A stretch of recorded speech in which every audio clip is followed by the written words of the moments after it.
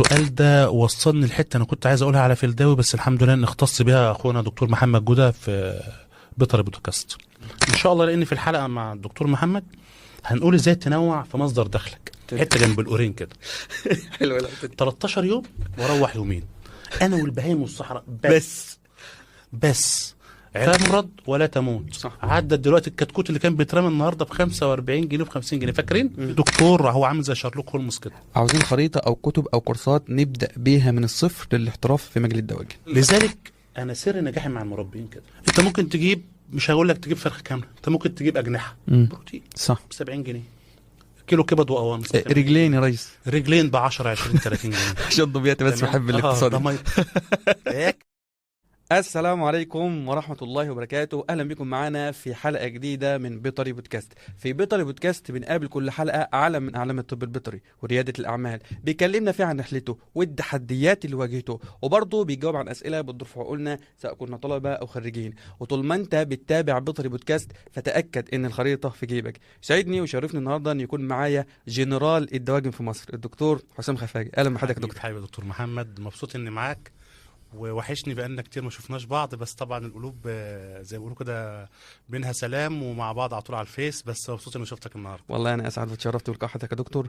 يعني انا طبعا مش عايز اطول في المقدمه. دكتور حسام خفاجي غني عن التعريف، يعني مساعده زمايلنا، الدورات التدريبيه، دراسات الجدوى، يعني رايح اي مكان زياره يا شباب انا ابقى موجود في محافظه كذا، اي حد محتاج اي حاجه انا تحت امره. فشخصيه محبوبه، والحلقه دي يعني جموع الاطباء البيطريين فعلا بينتظروها. فانا مش هطول ان شاء الله على حضراتكم، وهسيب بقى لدكتورنا المايك يكلمنا بدايه الطب البيطري. يا دكتور الثانويه العامه خلاص الخط الفاصل، هل انت كان في حضرتك عندك يعني مش هقول تفكير ولا ممكن مجرد ظن ان انت ممكن يجيلك طب بيطري، ولا انت كنت راسم على حاجه وربنا سبحانه وتعالى اراد حاجه؟ المايك مع حضرتك، اتفضل.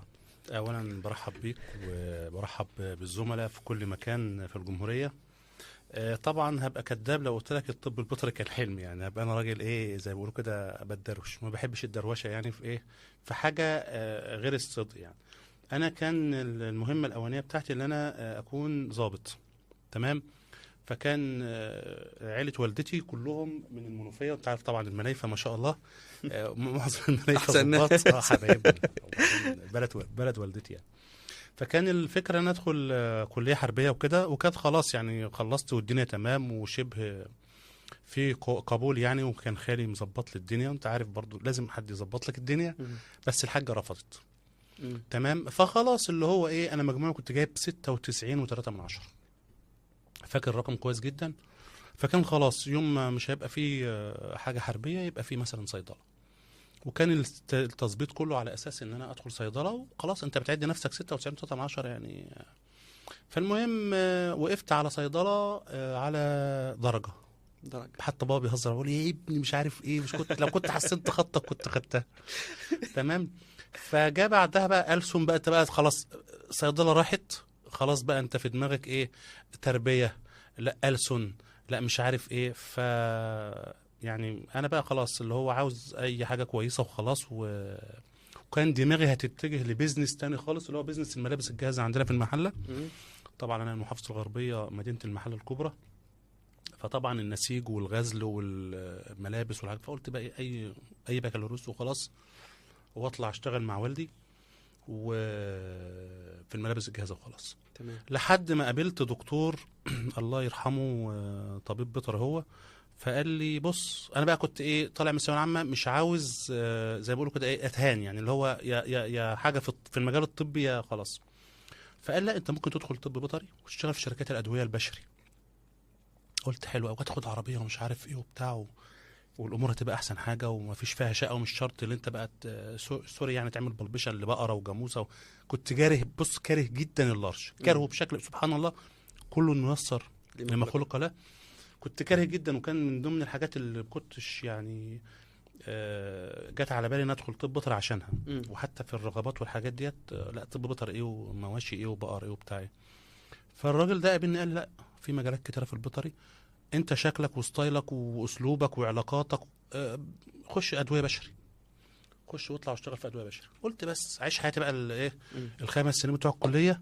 لذلك كنت من افشل الناس في الكليه، يعني عشان بس ايه بقى مش بطلع الاول، لا لا لا لا خالص، ده انتوا هتشوفوا بلاوي بعد كده. فالمهم قلت بس عيش حياتي، وقمت على طول من اول سنه التحقت بالفريق الهاندبول بتاع الكليه وبتاع الجامعه، يلا. وعشت بقى فوق ما تتخيل، وعشت. وجيت في اخر سنه كده في ماده معينه مش هنقول على اسم الدكتور بتاعها، قعدني سنه عند، عند. ما كنتش بحضر ومش عارف ايه وبتاع، وكنت بقى طايح وانا تبع فريق الجامعه وتبع فريق الكليه وفي الهاند بول ومش عارف، وانا بطل قومي بقى المفروض ايه، ما احضرش سكاشن. فقال لي يا تحضر يا مش عارف. المهم يعني ايه، حطني في دماغه، قعدني سنه قعدني في الشابتر بتاع السمر بتاع السمر قلت خلاص هنجح بقى في الدور الثاني. قعدني تاني، قلت بس انا طول ما رزعته دعوه، قال ما انتش تنجح طول ما انا في الكليه. الحاجه طبعا ما شاء الله منها للسماء رزعته دعوه جابت اجله.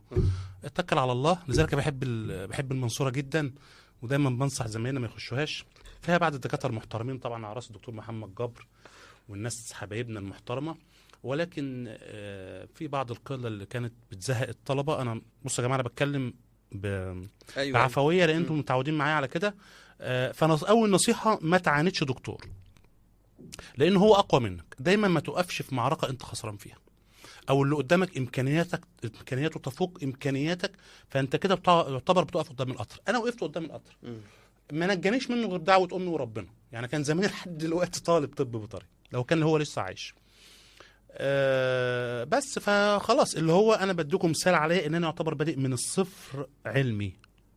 مش هقول لك انا جايب بقى امتياز وكنت هبقى معيد والكلام الجميل اللي هو بتاع الشعارات، لا خالص. انا كنت داخل في هدف في دماغي، انا ادخل شركات بشري، اعرف اللعبه ماشيه ازاي، اشتغل في بيزنس الدواء البشري. انا راجل بتاع بيزنس، متربي بيزنس من والدي، يعني والدي واخوالي التركيبه دي. بس فما كانش في دماغي العلم، ما كانش في دماغي العلم نهائي. طب حد هيقول لي طب انت ايه اللي وداك للدواجن بقى، رماك الرميه دي خالص؟ بالظبط. تمام. اتخرجت. فرقت السنه دي سبحان الله. انا طلعت من الكليه السنه خلاص، نجحت بقى بعد ما ربنا خد الراجل ده بعد دعوه امي على طول. والله كنت مش متوقع يعني ان هو كده، ونجحت كرئيس قسم تاني. خلاص طلعت لقيت مكتوب كده قدامي لعله خير على ميكروباص. والله يا محمد سبحان الله. كل دفعتي اللي هم نجحوا قبلي كلهم دخلوا جيش.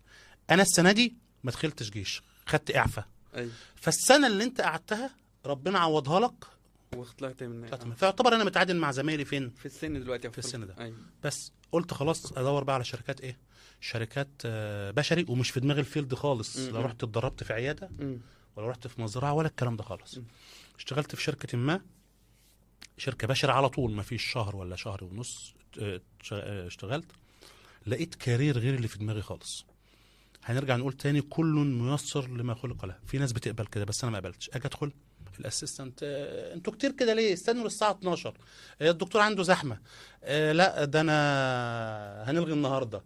تلاقي بقى الستات بقى، واحد ولد عنده ضياريه واللي عنده فوميتنج كلام، واللي تعبان واللي عامل واللي يبص لك وتلاقي الناس داخله متأففه اللي انت اصلا داخل العياده. متخيل انت طبعا واخد دورهم وهم تعبانين وانت جاي بقى ايه، عارف طبعا كامل الاحترام لزمايلنا اللي شغال في المجال ده. في ناس تقول لك لا يا باشا انا بزور، وبغض النظر عن اللي بيحصل ده بيزنس كويس وده بيزنس كبير جدا على فكره. بيزنس الدواء البشري اكبر بيزنس في البلد. تمام. في ناس بتقبل هذا، زي في ناس بتقبل اللي هي الريكتال بالبيشن في اللارج وبقى سعيد. انت بتشوف سعادتك فين. انا ما لقيتش سعادتي في الدواء البشري، مع انه هو قمه الرفاهيه زي ما بيقولوا، بس ما لقيتش سعادتي فيه. ولا لقيت سعادتي في اللارج لان ربنا عين لي حاجه تانية. تمام. المهم قعدت بالظبط 6 شهور ما عجبنيش الكارير. المهم كلمت حد فقال لي ايه، قال لي بيت انيمال. قلت لا. لارج لا. فالمهم قعدت احرجم كده واشوف لحد ما حد معين وداني الدقهليه للدواجن. قلت بس الفراخ حلوه والدنيا تمام. دخلت الدقهليه للدواجن، قسم الامهات هو التوب. كعب العالي محمد طبعا في الدواجن، وعارف يعني ايه امهات. طبعا كعب العالي في الدواجن. رحت مزرعه هناك اسمها في بلبيس جنب حته اسمها سيكم، اخواتنا اللي في الشرقيه اكيد عارفينها. اتدربت 6 شهور انتاج كان في بلبيس دي. كانت مزرعه اسمها العاشر واحد، وكان جنبنا مزارع كوهيه دي بقى، يعني عارف انت لما يكون اسرائيل ومصر، مش اسرائيل ومصر عايزين نقول حاجه احلى من اسرائيل. كانت كوهيه دي مثلا زي اوروبا، مستوى المعيشه والاكل والنظافه والقعاد حاجه زي اوروبا، والدقاليه الدواجن كانت زي مصر كده. الدقاليه الدواجن بتعلمك كويس قوي، بس يعني طبعا انا سمعت دلوقتي الدنيا اتحسنت. على ايامنا كانت الدنيا صعبه قوي في مستوى الاطباء. ومن هنا ببعت رساله للاهليه للدواجن، بشكرهم ان هم عدلوا من وضع الطبيب والمهندس الزراعي. كنا مهندسين زراعيين مع دكاتره بيطريين، كانش السكن احسن حاجه على ايام. بس دلوقتي الوضع اتحسن والانتاجيه افضل، والشكل العام او الهيكل الوظيفي اتحسن جدا في الدقاليه الدواجن. فكنا بنبص على بتوع الكوهيه. بس انا بقى خلاص الهدف في دماغي انا هطلع دكتور دواجن شاطر. انا عشقت المجال بصراحه. كان في اساتذه هناك كتير جدا في الدقاليه الدواجن. اتعلمت يعني ايه دواجن، يعني ايه تجانس، يعني ايه تحصينات ورعايه. انا قعدت 6 شهور تحصين، 6 شهور تربيه و6 شهور انتاج. كنا بنحصن الكوكسيديا في الاطباق للكتاكيت. بص شغل بروفيشنال على اعلى مستوى. كنت بحقن بايدي، كان ساعات بيبقى في شورتج في العمال. أيوة. والله العظيم شلت علف مره او مرتين على كتفي عشان اكل الفراخ. ما كانش في عمال، كان معظم العمال من الصعيد، وكان في غيابات كتيره، فكنت بشيل. وكنت بشيل وانا راضي لان حابب المجال. تمام. فخلاص قفلت بقى، ديت اتقفلت وخلاص. انا خدت بقى عندي هدف، ربنا جعل الهدف بتاعي قدامي. بس المهم قعدت سنه 6 شهور كانوا في بلبس، كان دول تربيه، و6 شهور كانوا انتاج، كانوا في الصلاحيه الناحيه التانيه برضه في الشرقيه. قعدت شويه والدنيا تمام، جت انفلونزا الطيور. تن ترارارن تن تن، قلت بس هعمل ايه؟ فانا ما ينفعش انا اقعد من غير شغل. انا اتعودنا الولد عندنا او الراجل يقعد في البيت من غير شغل، ده عيب. فالمهم كلمت حد برضو تاني، رحت مزرعه لارج، ولكن مش جس ولا ريكتال بالبيشن ولا ولاده. طب انتوا هتسالوني ليه بقى متعقد ليه؟ هقول لكم ليه. لان ببساطه كل اصحابي اللي اشتغلوا ريكتال بالبيشن ولاده كلهم جالهم بروسيل. مشكله والله، ده بتخوفني كمان يعني. فواحد منهم بيقول لي ايه، ايوه يا عم انت قاعد تقول خايف من البروسيلا، جت انفلونزا الطيور بتقضي على الناس خالص. المهم قعدت 20 شهر اشتغلت في مزرعه مواشي، بس تسمين. 20 شهر تسمين. انت داخل على سنه ونص اهو. سنه ونص. حلو. كانت لسه الانفلونزا بقى في اوجها، والناس خايفه مش عارف ايه. عارف انت اللي هو استراحه محارب. مش عيب ابدا. بص انت هيقابلك عقبات وهيقابلك مشاكل، بس انت خلاص حاطط هدف استراحه محارب. اشتغل حاجه تانية على ما ترجع مجالك ريح، خلي حاجه جنبي منه ان شاء الله. لان في الحلقه مع الدكتور محمد هنقول ازاي تنوع في مصدر دخلك. ما توقفش في مجال واحد. يعني اللي عجبني في محمد ما شاء الله، محمد انا مش هقول تلميذي، محمد اخويا الصغير. ده تلميذك والله. لا العفو يا حبيبي. محمد ما شاء الله جه معايا، خد اساسيات، مش هقول لك اديت له كل خد الاساسيات البرنسبلز زي ما بيقولوا. بعد كده راح مع دكتور ربنا يحفظه الدكتور حسن هلال، اشتغل بيتس واشتغل لارج واشتغل دواجن. الراجل بقى على الاقل عنده من كل حاجه الايسكس او القواعد او المبادئ اللي يقدر يشتغل فيها. يعني لو سالته في اللارج دلوقتي يقدر يتكلم بشكل كويس ويشتغل فيه. البيتس نفس القصه، الدواجن بنفس القصه. انا ما اقدرش اعمل ده دلوقتي لان خلاص انا كل تركيزي وكل البيزنس بتاعي في الدواجن. انما تنفع معاه في البدايات. تمام. فده الفكره. في ميزه برضو تانية في الجيل بتاع الايام دي، وفي قاعده انا بقولها دايما وانا مقتنع بيها جدا. على ايامنا كان الشغل كتير قوي والتعليم قليل. انك تلاقي حد يعلمك على ايامنا صعب جدا يا محمد. صح جدا. انما الشغل كان كتير قوي. يعني شوف انا رحت بشري كان سهل جدا اروح، ما عجبنيش رحت دواجن، حصلت ازمه قمت رايح لارج، بس ما كانش حد بيعلمنا.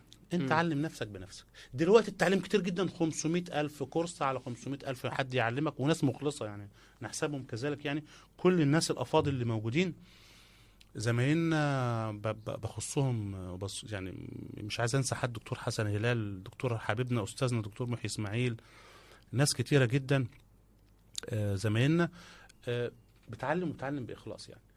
فهنا في الايام دي التعلم سهل قوي، انما الشغل عاوز مجهود شويه.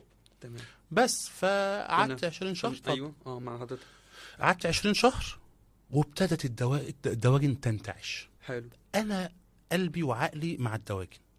انا في اللارج خلاص كنت شغال تسمين، والتسمين حاجاته امراضه مش كتيره. الحاجات اللي هي البطن العاديه، حراره، بلاد بارازايت، دياريه، مش عارف الحاجات العاديه.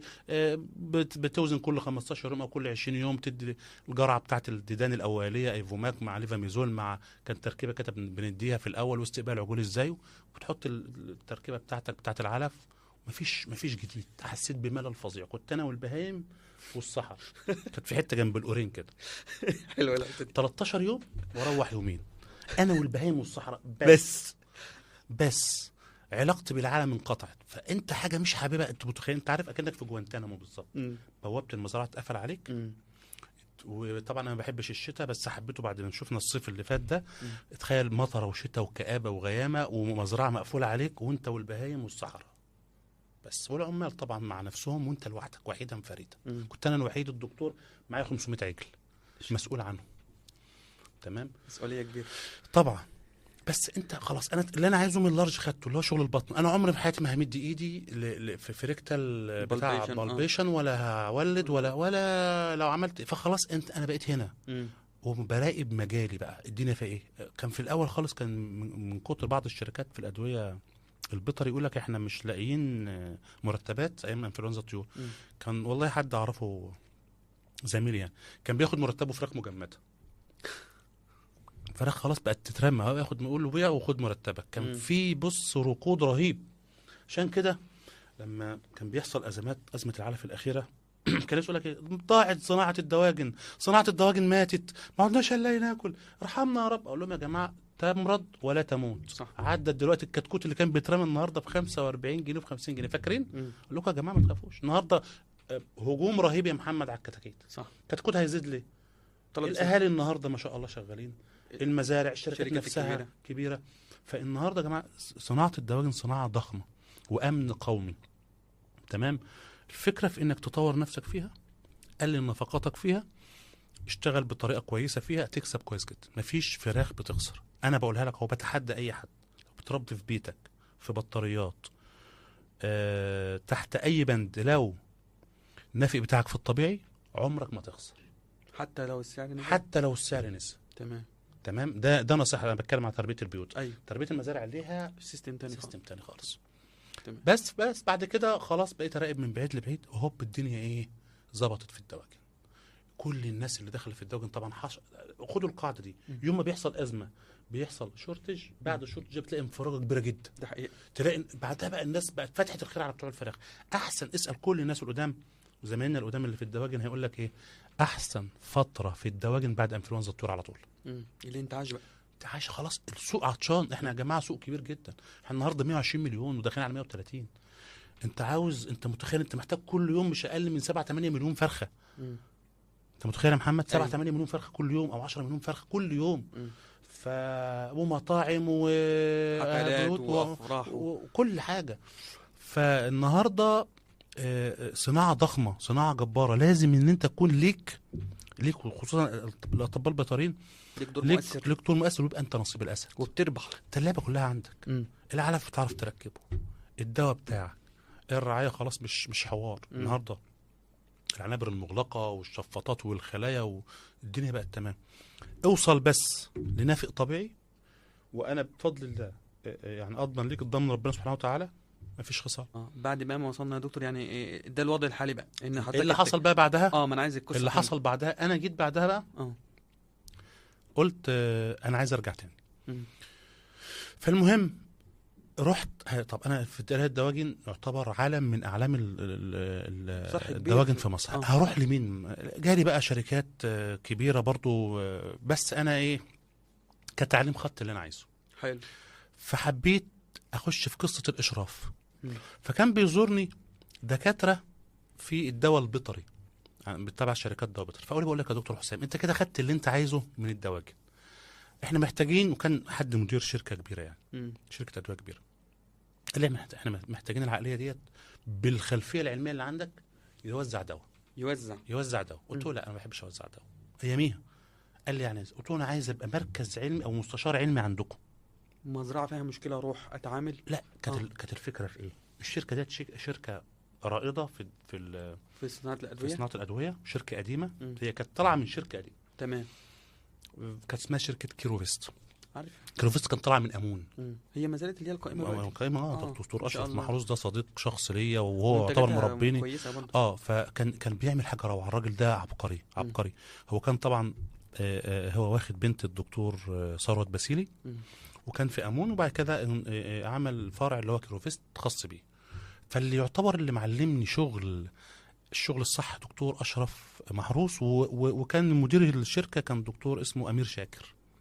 تمام. الناس دول من افضل الناس اللي اتعاملت معاهم في حياتي في الدواء البيطري، يعني برسل لهم التحيه. دكتور اشرف كان له سياسه عجيبه مم. وعجباني جدا، وهي يعتبر اللي قومتنا على رجلي، وكان سر نجاحه. كان يعمل ايه يا محمد؟ مم. كان بيحترم الدكتور البيطري جدا جدا. عشان كده بقول لك بوجه له تحيه. ما كانش بيهينه زي بعض الشركات تمضيك وصولات امانه، تديك عربيه، تديك الدواء، دفتر فواتير، مش عارف بتشغلك 5 شغلانات في بعض. ولا ده ما كانش بيهين الدكتور البيطري. الدكتور البيطري ما كانش بيشيل قشايه في عربيته. مم. كان دور الدكتور البيطري في الشركه دي كان ايه؟ دعايه فقط. كان في ناس مؤهلات تانية للبيع والتحصيل. الدكتور ما يتهنش. مم. عارف الدكتور كان بيعمل ايه؟ مم. كنا بنعمل مؤتمرات، نجيب المربيين نشرح لهم المنتج. مم. يعني محمد مثلا، حضرتك من كفر الغاب، حلو. تعال دكتور محمد هات المربي. انت ماسك مثلا، انت عندك مكتب كبير مثلا معاك 30 مربي تمام. زباينك. ايوه. تعال دكتور محمد هات ال 30 مربي، احنا عندنا الدواء الفلاني ده بيعالج الكوكسيديا. بيعالج مثلا كان مثلا في دواء اسمه البي ام دي، ايوه. كنت شغال عليه، ده باسيتراسين ميثيلين دايسالسيليت، ده للكوليسترول. مم. اجيب الدكتور محمد ده رقم 1، ده براند. ده حقيقي. تعال يا دكتور محمد الدواء ده وضعه 1 2 3، وندي عينات ونعمل مؤتمر مش عارف ايه. خلصت دكتور محمد اقتنع. دكتور محمد يقول لك ايه؟ في بعض المربين ما جوش، نروح لهم مزارعهم ونقول لهم روحوا خدوا الدواء ده من مكتب الدكتور محمد جوده. مم. يقوموا جايين دكتور محمد البي ام دي يا دكتور ده بيقولوا دواء حلو قوي عندي، الشركه موفره لي. شايف الدماغ؟ ايوه. شايف وكل الفكر؟ كل الوقت كل مستفيد. الشركه الدكتور والمربي والدكتور. برافو عليك. الدكتور صاحب المكتب اللي حواليه مربيين، ده في شركه كبيره جايه بتبيع بتعمل له دعايه وهو مم. في مكتبه، مم. بتدي بروشورات، بتدي مش عارف ايه. فكانت عقليه رهيبه. كان لينا كل سنه مش فاكر 8 مؤتمرات او 12 مؤتمر، ويديك فلوس ويحجز لك قاعات. فكان شغل ناس راقيه. حببني جدا في مجال الدواء البيطري. اتعلمت من الراجل ده ومن الشركه ديت بصراحه. يعني ببعت لهم التحيه، دكتور اشرف محروس ودكتور امير شاكر. حببوني بقى. من هنا اتعلمت البيزنس، ومن هنا اتعلمت الدعايه، ومن هنا اتعلمت الاحتكاك بالمربي. تمام. ابتديت بعد كده خلاص، حبيت بعد كده بقى الاشراف. اللي انا بروح المزرعه، طب يا دكتور في كذا، طب عليك بكذا، طب حط كذا. شويه بشويه ابتديت طبعا، وكان في خلفيه قبل كده في الدواجن. حلو. بشرح كويس جدا، بعمل كومباينيشن ما بين الدواء ببعضه. كنت بعرف امتى اللي كان طبعا عندنا نظام، ما كانش بقى ايامنا نظام مغلق، كان نظام الستاير والشبابيك، واقفل البحري وافتح واحده من القبلي. فالخبره اللي خدتها في الدواجن مع الدواء مع ناس علامه زي دكتور امير شاكر ودكتور نسيت اسمه، كان دكتور برضو كان من اسكندريه. المهم دول علموني كويس جدا. عملت انت الميكس ده بقى يا ميكس بقى، تخيل بقى ميكس دواجن. ايوه. مع دعايه، مع الدعايه، مع ده كله، مع علاقات، مع الحمد لله برضو القبول بتاع ربنا. ده اهم شيء طبعا. خدت بالك؟ وتعلمت برضو من والدي ومن اخوالي ومن شغل البيزنس، لازم دايما يكون وشك في سماحه، في قبول. اتقبل زبونك، لان ده انت لو رفضت زبونك انت كده بتبطر على رزق ربنا. ده برزقك ربنا جعله سبب. بشوف كتير ناس زمان على في الدواء يقول لك اعمل ايه، ده في ست بتيجي تقول لي يا ابله. ازاي تقول لي يا ابله؟ المفروض تقول لي يا دكتوره. يا حبيبتي ديت ابله دي بالنسبه لها قمه الاحترام عندها. ده حقيقه. تمام. ست كبيره عندها 60 70 سنه بتقول لك يا ابله، يعني بتحترمك. نعدي نفوت للناس. انا برجع بقول الزبون او العميل ده رزق ربنا بعته لك، ما تتنكش عليه، ما تتبطرش. عامله كويس. فاحنا بنقول قصه القبول من المعامله. الثقافات مش زي بعضها، المنتاليتي بتاع الناس مش زي بعضها. طب خد الناس على قد عقولها. انت ليك تارجت انت عامله، ان انا اكسب وده واكسب ثقته واكسب برضه فلوس. نفس القصه. فحصل بقى الميكس اللي بقول لك عليه ده. بعد كروبست ابتديت بقى اركز في الاشراف. مزرعه الحمد لله ابتدت بقت 2 و3، والحمد لله لحد ما ربك سبحانه وتعالى كرم يعني. اشتغلت بعد كده بقى في الادويه، بقى في اصناف خاصه بيا، وبقى في مزارع بشرف عليها، وبقى في مزارع بتاعتي انا. عندنا في المحله يعني مزارع خاصه بربنا فيها، وكان في ارانب وفراخ. بس الارانب برضو فتره كده وقله الفضا بقى، يعني ابتدى برضو بفراخ بس بط. يعني كل فتره بتقوم في دماغي حاجه. مثلا ارانب سنتين، الارانب عاوزه مجهود رهيب، انا مش فاضلها. وقفت الارانب. بقى دلوقتي الفراخ البيضاء والبلدي بانواعها بمراحلها. دومت اللي عندي مع الادويه، بعمل كومباينيشن بين الدواء وبعضه. زميل عاوز دواء، زميل عاوز كذا، زميل عاوز تركيبه معينه. فده لحد دلوقتي الوقت الحالي يعني. بيبقى دايما يا دكتور حسام بيبقى فيه يعني الانسان المجتهد بيفضل فتره كده ممكن مش شايف اثر الاجتهاد ده، ولكن تمام. بيبقى فيه نقطه كده اللي هي بتنور كده. هل في زياره لمزرعه معينه او موقف معين ده اللي خلى الدكتور حسام انتشاريا نحب نعرف حاجه زي كده؟ حصل في موقف وده اللي عمل لي سمعه كويسه جدا. يمكن انا قلته في اكتر من كورس، يمكن انت محمد مش عارف حضرته الكورس ده او لا، او الموقف ده انا حكيته انا لك، بس كنت اكيد حضرت اللي هو بتاع المنصوره 16 لا او 18. 18 كنت حضرت ده 2018. اه هو الموقف اللي حصل مزرعه بيض مائده، وبعدين الدنيا كانت ماشيه زي الفل بس ما كانتش معايا انا، كانت مع زميل. تمام. ومره واحده نافق بدون مقدمات، والراجل محصن والدنيا تمام والانتاج كويس جدا، ومره واحده الفراخ بتموت. فجاب الزميل قال لك ما اعرفش، احنا تحصيناتنا تمام وما فيش اي اصابه فيروسيه ولا اي حاجه، بس احتقان داخل الجسم بشكل بشع فالراجل قال ما اعرفش. فالمهم حد زميل ليا قال للمربي طب في دكتور هو عامل زي شارلوك هولمز كده، ده هيشوف لك الدنيا هاته. قال له يا عم هاته. تمام. وهو ايه، والراجل الدكتور ده كان كبير، يعني المشرف ده كان مشرف كبير جدا. بس زي ما احنا بنقول المشرف ممكن يعني ايه يتعامل مع الموضوع، لان طبعا الحالات عنده كتير قوي خصوصا بتوع المعامل، فممكن ما يركزش شويه. مش هقول لك ان انا احسن منه، هو لو كان راح المزرعه كان عارف الدنيا فيها ايه، بس ممكن هو اتعامل من بعيد، يعني خد الفراخ شرحها ادي كذا، ادي غسيل كلى وادي مش عارف ايه وخلاص بس السبب هو لانه ما راحش المزرعه. هو قاعد في معمله وجات له العينات ادى القرار، بس القرار ما كانش، مش هنقول مش صائب، كان ناقصه فيو معين يبص عليه. تمام. فانا رحت راجل المزرعه، الميه زي الفل، ميه زي الفل، ما فيش اي حاجه، نقصنا نسبه الملوحه زي الفل، ما فيش التهويه زي الفل، الفراخ زي الفل، مفيش اي حاجه، التحصينات البرنامج التحصين اخر ادويه اخر تعامل دوائي، مفيش اي مشكله. قلت بس دي مشكله علف، ودينا على المدش. طبعا فراخ البياض معظمها بقى علفها سايب، وبتركب في المزرعه وبيدش وبيتخلط يعني وتقدم الفراخ. فرحت الراجل، ادي الصويا ادي الذره ادي الرده ادي كذا ادي مش عارف ايه. فالمهم لقيت شكاره مرميه في جنب. تمام. دي شكاره ايه؟ دي الشكاره اللي هي ثنائي فوسفات الكالسيوم. تمام. خلاص بحط كميته مظبوطه. فالمهم ببص بضرب بعيني كده، فقلت افتح الشجاعه شوف، ما تامنش برضو الكلام العام. جيت لقيت ثنائي فوسفات الكالسيوم محطوط جواه جنزاره كبريتات نحاس. كان الراجل رايح جايب شكاره كبريتات نحاس حاططها له في شكاره ايه جايب حوالي بتاع 15 كيلو 20 كيلو حاجه زي كده يا باي. تمام. وبدل ما يحط دي حط دي. طبعا توكسيستي عاليه جدا طبعا جدا. تمام. يوم ما بنفكر نستعملها ممكن ربع جرام طبعا. طب ولا يفضل اللي هي السايبه دي. هي الكبريتات النحاس اللي بتستخدم يفضل تكون البيوريتي بتاعها كويس ومن مصدر كويس، لان الشوائب والمشاكل اللي فيها كتير جدا. يعني انا ما بفضلش يعني ان انت تستخدمه مباشر للفراخ. بالظبط. حصلت توكسيستي عاليه جدا. فخلاص قلت للراجل بقى شيل العلف ده كله، ده السبب هنا في الشكاره دي، الشكارتين زي بعض والعامل خد اللي فيها كبريتات النحاس. بتحصل حتى في التحصينات لشكل ما ده دكتور، لو العامل مش مركز بالزبط. بيخلط بالذات العامل. لذلك انا برضو نصيحه اي دكتور او اي صاحب مزرعه، حاجتين ما تتهاونش فيهم. والراجل بيحط العلف، لو انت بتدش علف لازم توقف على علفك وانت واقف. تمام. يعني لو عندك علف بياض انت بتدشه على ايدك او بتخلطه على ايدك لازم تكون واقف. دي اول حاجه. الحاجه الثانيه التحصينات ووضع الادويه لما تيجي تحط دواء. غير كده مش هتسيبه يعلف براحته. لو انت مثلا في تسمين كده التسمين الشكاره بتيجي من المصنع تمام مفيش فيها مشكله، انما الدواء بالذات لازم تكون واقف عليه. بس من هنا بقى الراجل ما شاء الله يعني الحمد لله. الموضوع ده زي ما بيقولوا كده على راي الجماعه الشعبيين يقول لك صيطني جامد قوي الصياط رزقك. صيطت جامد قوي. ومواقف الحمد لله زي دي كده كتير، بس ده كان اكتر موقف عمل لي الحمد لله رواق كبير يعني. ما شاء الله. طيب يا دكتورنا ان شاء الله دلوقتي هننتقل لفقره اسئله الاطباء البيطريين ان شاء الله. تمام. فحضرتك معانا. السؤال الاول من الدكتور علي هلال، عاوزين خريطه او كتب او كورسات نبدا بيها من الصفر للاحتراف في مجال الدواجن. طيب بداية مجال الدواجن لازم يكون عملي.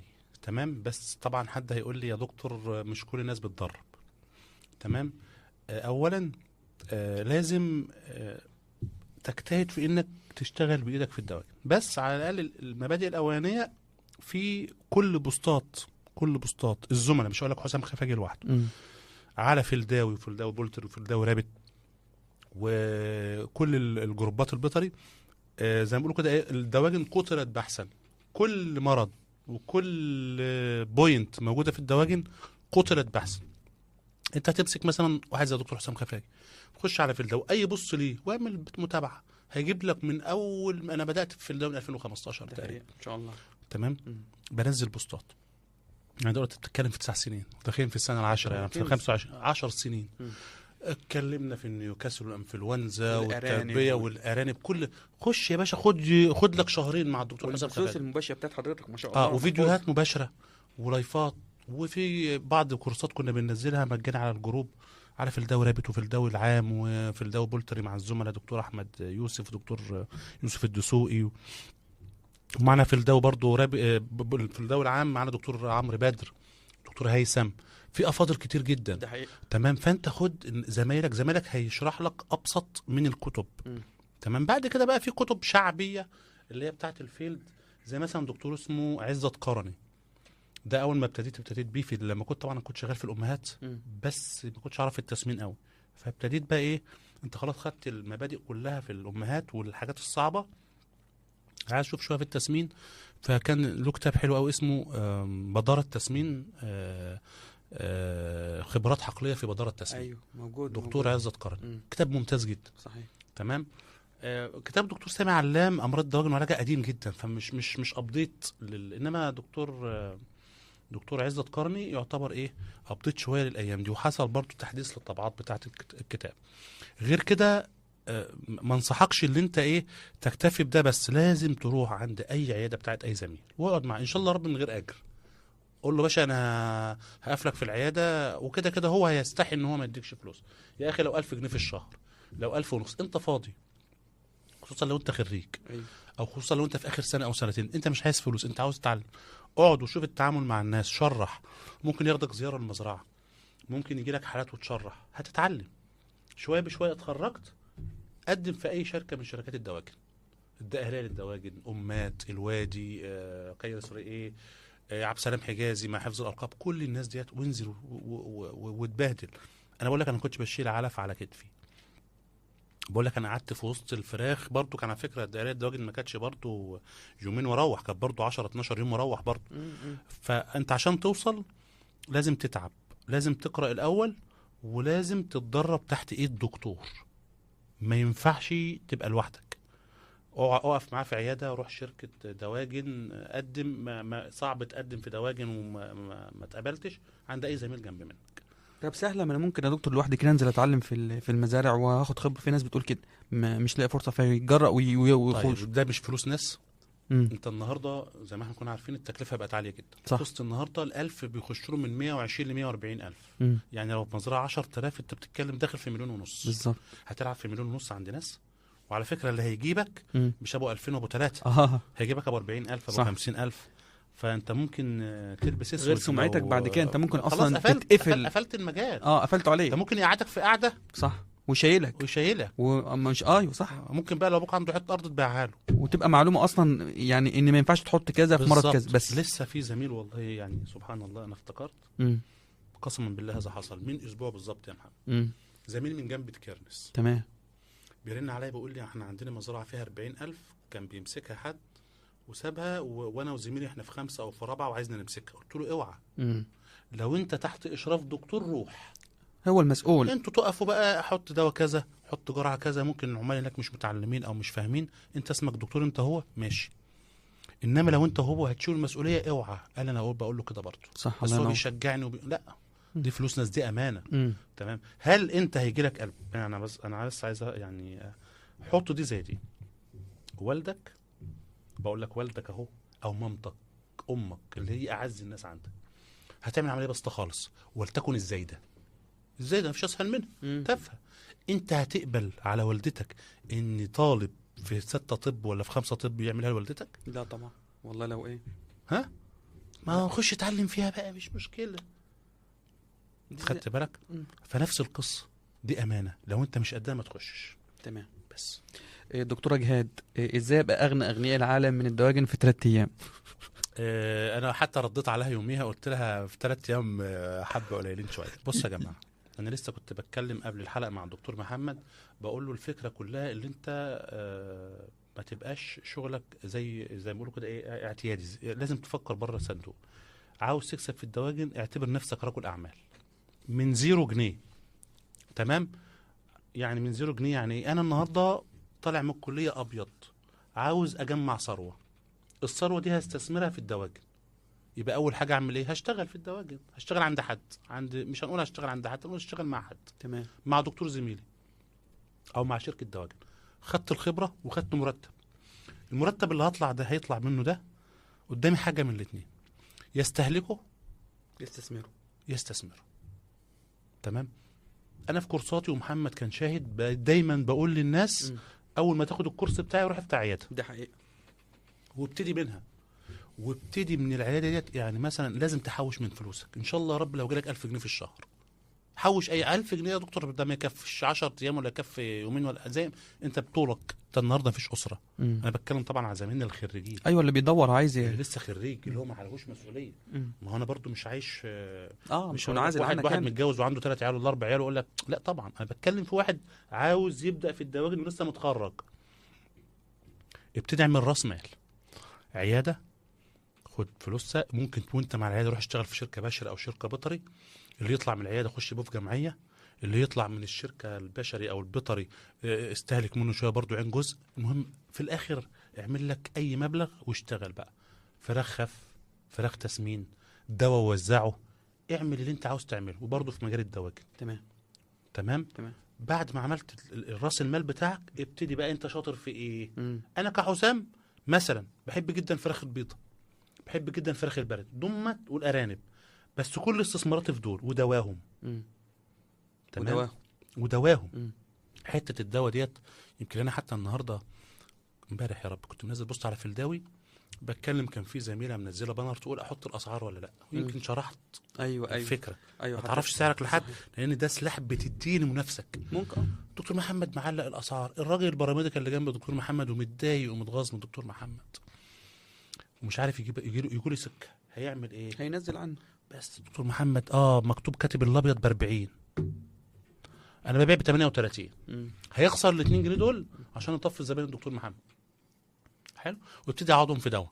عجبني رد حضرتك وقتها ان هو مجرد انك تعمل كونتاكت مع، وانت هو جاي ياخد كتاكيت بالظبط. وهيجيب دواء وهياخد منك استشاره حلوه بالظبط. دي. هو بقى النهارده جه بره لقى صوره كتاكيت وبط وبتاع، بس ما انت مش كاتب سعر، هيخش يسال صح. بكام يا دكتور محمد. دكتور محمد راجل عنده قبول. تمام. وعنده اسلوب وعنده طريقه. تعالي يا حاجه اتفضلي من غير فلوس يا حاجه. اول كلمه من غير فلوس. الله، ده انت امير وقد الدنيا يا اخي. ده حقيقي. بص يا حاجه، معلش هم اليومين دول الدنيا غاليه وعلى الكل. تمام. طب ما يبقاش بقى الحاجه غاليه ونجيب حاجه رخيصه تضيع مننا عشان جنيه ولا 2 جنيه. انت ممكن انا بقول لك ب 40 يا حاجه، بس ممكن هتقول لك انت طبعا هتقول لها 40 جنيه. ايه ده يا اخويا؟ ده غالي، ده بره ب 38 و 39. ولا حاجه، بس خلي بالك 38 من 40 فرقت ايه؟ جنيه ولا 2 جنيه؟ طيب اجيب لك ب 37 وكنت تعبان؟ صح كده. ده موجود وده موجود. لا يا اخويا، هو 37 شويه. عرفت بقى؟ ما اجيلك بقى ب 40 وحاجه انا اضمنها لك، وتعالي خد الدواء من عندي والعلف من عندي واللي انت عاوزاه. تمام. ولو انت داخله هتاكل فيهم عيش ولا حاجه، انا هجيب لك السمسار يجي يشيل من عندك. فاكر في الكورس كنت بقول لكم ايه؟ ايوه خدوا الكورس ده وخدوا ارقام واشتغلوا وانا هبيع وانا كفيل زي ما بعمل مع زملاء كتير. وفي ناس ما شاء الله زملاء كتير جدا. بصوا يا جماعه والله العظيم زملاء كتير جدا بيربوا. يا دكتور بيع لنا، يا فلان روح، يا فلانه روح. انا اعرف تجار بنات بتوع بط ويروحوا ياخدوا منهم. تمام. فانت نفس القصه مع زبونك. بص يا حاج، ربي وانا هشيل لك اللي عندك. حضرتك يا دكتور بتحاول تطلع من عقليه او بتغير من عقليه الناس الخارجه، من ان انا دكتور بيطري وقدامي اختيارات محدوده، ان انت لا تبقى راجل، تبقى بالزبط. رجل اعمال، حتى رجل لو أعمال. على سكيل صغير والوقت تكبر. يا جماعه احنا كلنا خلينا نبقى صريحين. احنا الناس شغل حكومه، واللي هيتعين مننا حكومه قله قليله جدا. 10,000 ايه على مستوى الجمهوريه؟ ده لو البتاع ده اتحققت يعني مش هيجي 1%. الاغلبيه العامه ناس مش متوظفه. احنا النهارده بشبابنا وبصحتنا وكده. حط لنفسك طبعا اعمار بيد ربنا سبحانه وتعالى، بس هقول لك يعني وحد ضامن يعيش يا عم؟ ان شاء الله هتعيش. عندك 70 سنه 60 تقدر تشتغل. طب 70 لا شكرا. خلاص 70 خلاص انت بيسندوك. م. فانت المفروض عند 70 دي خلاص بقى انت عندك يكون شغل عندك شغل قائم بيدر. بالفعل. قائم بالفعل. تمام. قائم بالفعل ده عمره ما هيتحقق وانت موظف عند حد. خليك شغال في اكبر شركه مالتي ناشونال. بنشوف زمايلنا في شركات بشري عند 40 سنه بيعانوا. ده حقيقي. ليه؟ لانه ما اسس. لا انا عايزك يبقى عندك ايه؟ انا عندي سلسله عيادات فيها دكاتره، وعملت اسم كويس، عندي مزرعه، عندي مجال معين ايا يكن، والله لو فراخ بلدي، والله لو شويه ارانب، والله لو كذا، وحط اكتر. يعني معايا فلوس في دواء، معايا فلوس في شركه بتاع ده، في مزرعه ارانب، معايا فلوس في 3 4 عيادات عند تجارتي. مع الدكتور حسام جايب صنف معين جديد. وانا ليه؟ عشان مع دكتور حسام انا مثلا عندي صنف اسيديفاير. تمام. انا بعمل حاجه حلوه جدا لزمايلنا، باخد الصنف ده من مصنع. تمام. دكتور محمد في كفر الغاب، يا دكتور محمد الصنف ده زيه في السوق ب 250، متصنع عليا ب 150 مثلا. انا هدولك، هاخد بس 10 جنيه عشان النقل والثمن العربيه على ما تجيلك. محمد بدل ما كان بيكسب في الاسيديفاير ده 10 ولا 20 جنيه، كلام فارغ، وممكن تلاقي المنافس بتاعه شالهم وباعه باصل ثمنه عشان ينافس محمد. لا، محمد معاه قماشه طويله 100 جنيه. تمام. انا بعمل كده، اقوم مدي محمد، خد يا محمد 10 كراتين. محمد كسب في ال 10 كراتين، 10 كراتين في 12 120، 120 في 100 جنيه 12000 جنيه. خدت بالك؟ وانت في شطارتك وشغلك. انت اشتغل. انا بعمل ده دلوقتي، باخد الدواء من المصنع على العميل. تمام. ده البيزنس. انت النهارده بقى فكره انا كنت بتكلم فيها، لازم يكون معاك 6 7 اصناف بتوعك انت فيهم مكسب عريض، بحيث لو انت اتنزلت شويه في سعر الكتاكيت تقدر تعوض من الدواء ده. تمام. النهارده في ادويه بيتضرب اصل تكلفتها في 3 وفي 4، لو على الشركه ب 200 جنيه بيحالك ب 1000. طب ما ده حرام. فانت النهارده خد دواء ما حدش يعرف في المنطقه الا انت. تعالى من الحته دي، شوف شركات محترمه وانا اقدر اساعد الزملاء كلهم في ده.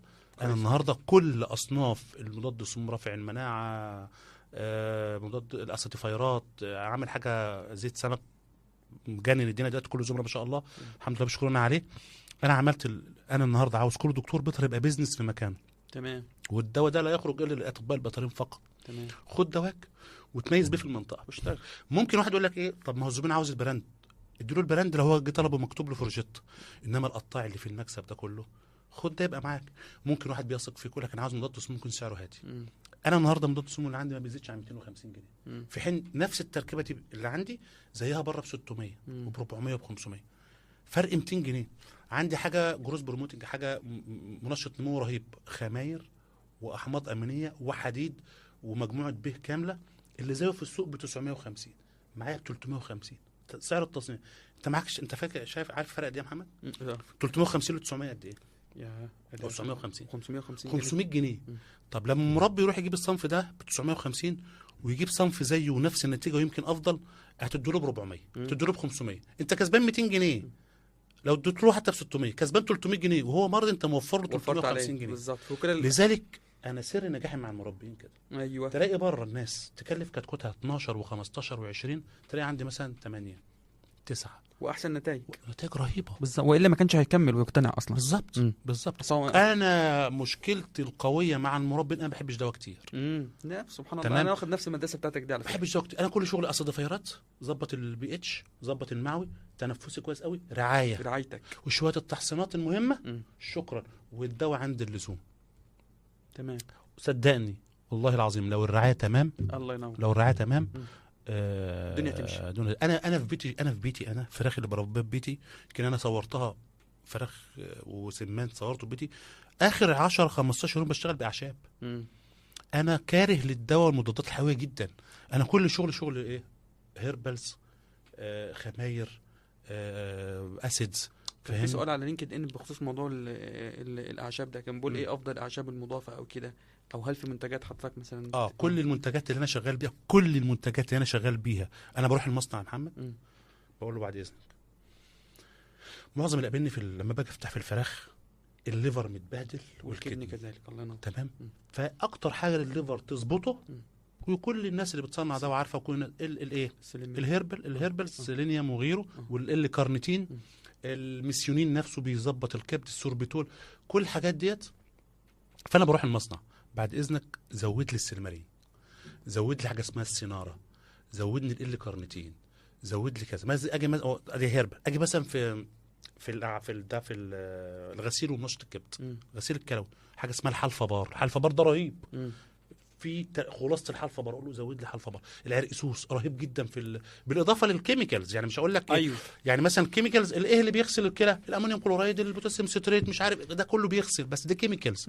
بقوم جاي عامل بقى ايه توازن، بقوم جاي مدي هيربلز، بحط حاجه اسمها بيتاين، ده حلو بيحافظ جدا على في الاسم. مشاكل الاجهاد كذلك. رهيب رهيب. بحط بيتاين، بحط فيتامين سي، بحط حلفبار، بحط عرقسوس مع الحاجات الكيميكالز، بعمل توازن بحيث ما تجهدش الكدني، ما تجهدش، بالاضافه برضو للسوربيتول، والاضافه للكارنيتين، والاضافه الحاجات اللي بتنشط الكبد. فبقوم انا رايح المصنع اقول له زود لي قوي من دول. تيجي تحط الدواء للفرخ تلاقي الفرخ فاق معاك اتشقلب حاله، ما شاء الله. بعكس الشركات اللي بتبقى معتمده على الكيميكالز. انا ماشي، ما بقولكش الهيربلز بس يا جماعه لوحدها مش هتكفي. طب سؤال جاي للدكتور حسام لازم خفاجي، كومبينيشن بين الاثنين. سؤال جاي للدكتور حسام خفاجي من اغلب المربين، لان في ترند دلوقتي الاعشاب. في بعض المربين طبعا افاضل وخبره كبيره جدا بيشوف يا دكتور ان انا لما اجيب العشب بقيمته كده واسخنه في ميه دافيه او بطريقه معينه واستعمله، بيقول لي ان ده انا بحس ان هو بيديلي تاثير المنتج اللي جاي متظبط والشركه عامله الاكستراكت مظبوط بتركيزات محترمه. هل ده زي ده من يعني هل الكلام، لان في ناس بتقول كده، انت وجهه نظر حضرتك ايه في تسمع الموضوع؟ نصيحتي؟ ايوه اتفضل. طيب انا راجل شغال في الدواجن من 2006 تمام. من 2005 2006، يعني بقى انا داخل دلوقتي على 18 سنه. ما شاء الله. الهيربلز تكلفتها، خلي بالك بقى واحسبها لك بالورقه والقلم، الهيربلز تكلفتها عاليه جدا، اغلى واعلى من الدواء الكيميكالز. تمام، ده اول نقطه. الحاجه الثانيه، طرق استخلاص المواد من الاعشاب مش بنفس الطرق، مش بالغالي بس، في تقطير. تمام، في طرق تانية، في طرق باجهزه معينه عشان تاخد المواد. في حاجه اسمها فولاتايل، في زيوت طياره. بالظبط. تمام، ما ينفعش تاخد بالغالي، ممكن بالغالي تطير معاك، يبقى انت خدت مجرد الايه الرماد القاش، ما خدتش حاجه. فاللي انت تستخلص ده علم يا جماعه. انا النهارده انت عندك مثلا حاجه زي الاورجانيوم. الاورجانيوم ده اللي هو رافع المناعه، رافع المناعه، وبيستخدم في رافع المناعه، وبيستخدم في موسعات الشعب والكلام ده. ده زيت موجود عند الناس كلها، بس البيوريتي والكواليتي مش عند كل الناس. ممكن تلاقي كيلو بقد كده ب10 قروش، وكيلو تاني ب5، وكيلو ب3. الافيكاسي في ده غير ده، وده اورجانيوم وده اورجانيوم. فده يا جماعه علم، ما تحطش نفس مش اي حد يجيب شويه اعشاب يغليهم. اولا في بيتكسر، في ما بتاخدش المواد، ممكن تاخد 10% بس، 5% من المواد الفعاله. فده علم، ما تشغلش نفسك بيه. اشغل نفسك بايه؟ انا عاوز الماده الفعاله ده تكون في المنتج ده، تمام، تكون من شركه كويسه محترمه.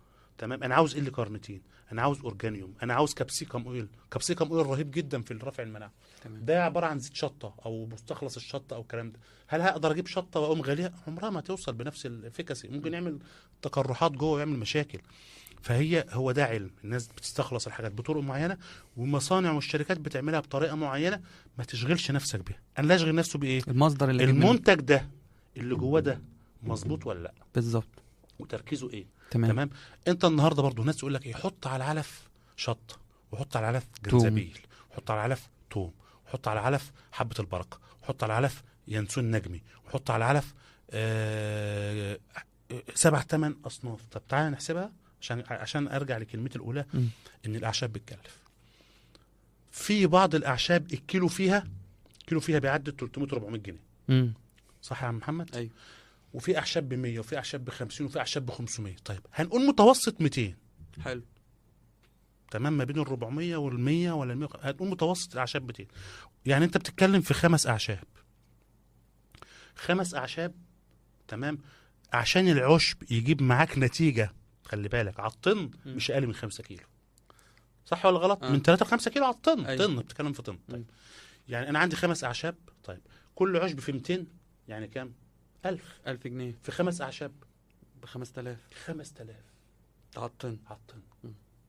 طب النهارده يعني لو طن العلف النهارده متوسط طن العلف نقول 22000. ايوه. طن العلف بتاعك بقى ب 27000 بسبب الاعشاب. هل ده لوجيك؟ لا طبعا. ده ايكونوميك؟ انا بهرج في حين ان العلف لوحده يكفي طالما علف من شركه محترمه. الشركات الجباره اللي موجوده في السوق النهارده، معلش تركيبه العلف ما عادتش سر. السر كله فين؟ في الامانه، في الخامات اللي داخله. كل الناس النهارده معاها تركيبات علف. تمام، ب1000 جنيه ولا ب2000 جنيه تروح تجيب تركيبه علف من احسن استشاري تغذيه في مصر. صح، انت راجل شغال في العلف يا محمد ايوه وعارف. ايوه. هل تركيبه العلف كانت صعبه؟ لا هل لا. هي تركيب القنبله النوويه؟ لا.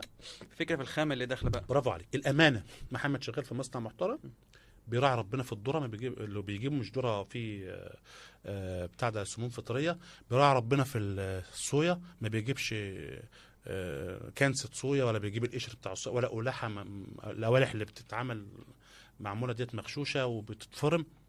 اللي انا اقصده العلف لو مصدره كويس ومن شركه محترمه هيغنيك عن الاعشاب دي كلها. تمام. بيحط في العلف مضادات الكوكسيديا، وبيحط في العلف مضادات الكوليستيريديا، وبيحط فيتامينز، وبيحط كالسيوم، كل اللي انت عايزه.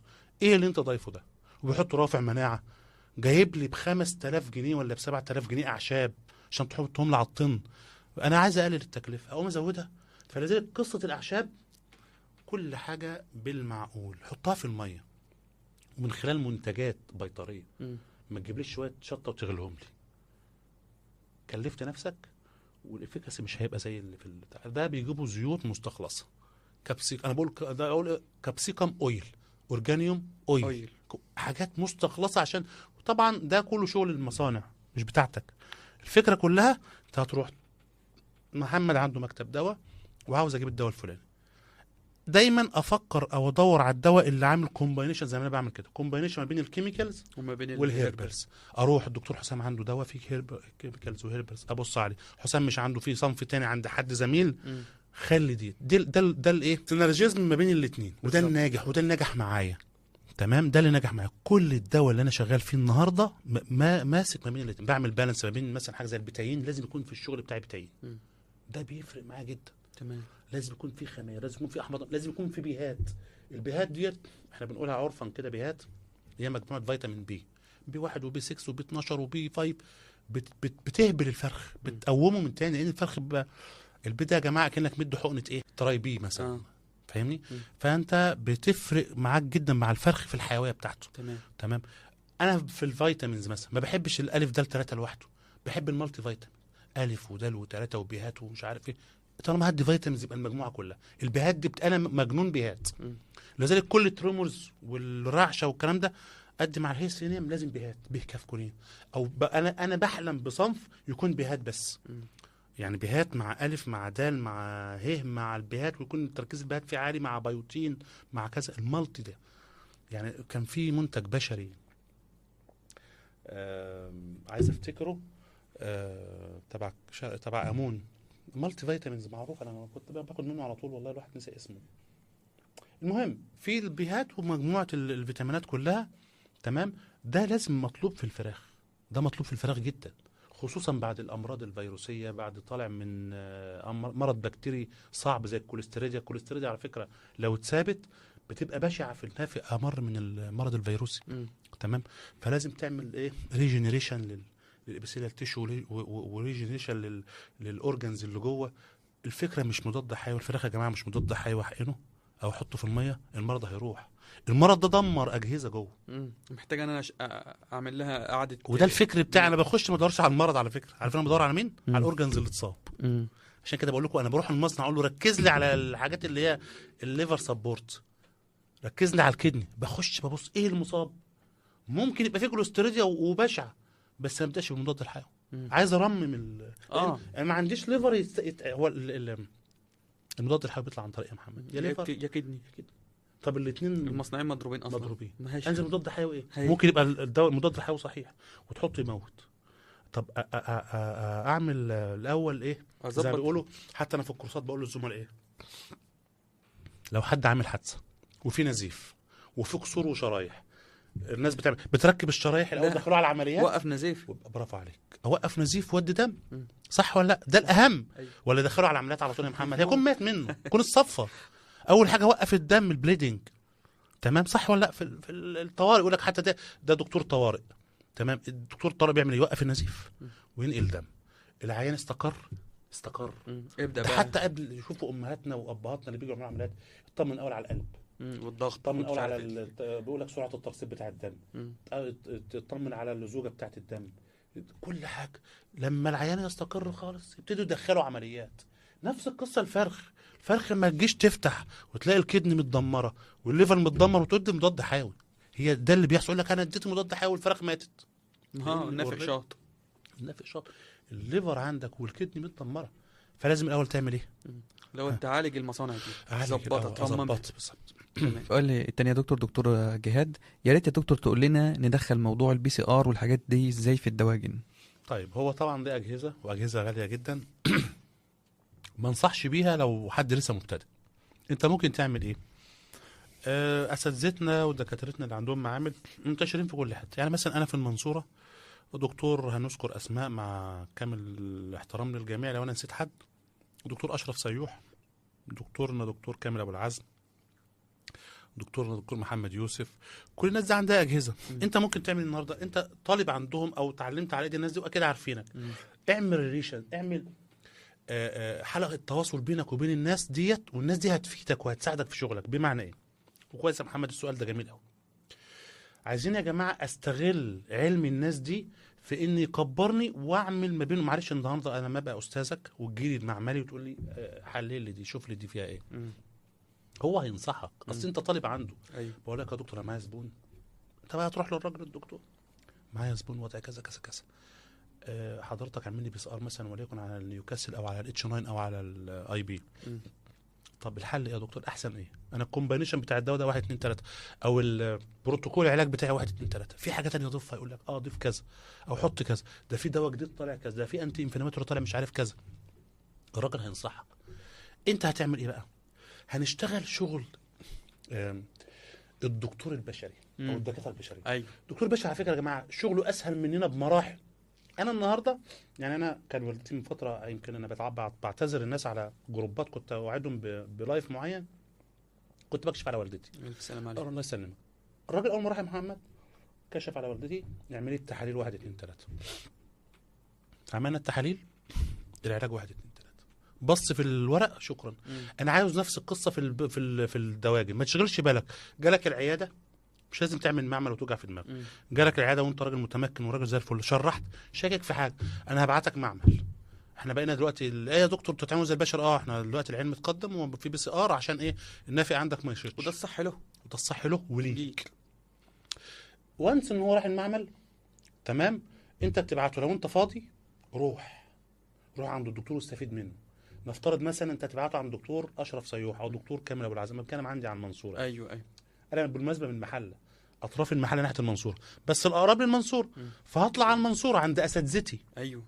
اقوم جاي داخل، يا دكتور والله انا شاكك في اتش 9. طب يا حسام اعمل لك البي سي ار. عمل بي سي ار لا اتش 9. طب يا دكتور انا حاطط بروتوكول 1 2 3، ده صح ولا محتاج ازود؟ ايوه. هيقول لك لا صح، لا زود. انت كده اولا خدت خبره، خدت تراست عند العميل. العميل قال لك خلاص مش هيعرف يدور وراك بعد كده، ده انا رحت بعمل وده نتيجه المعمل اهو. صح. مره في مره في مره في مره الزبون هيجيب التاني، هيجيب التالت. زميلك نفسه او الدكتور الاستاذ بتاعك نفسه خلاص حبك. انت راجل متعاون معاه. ايوه.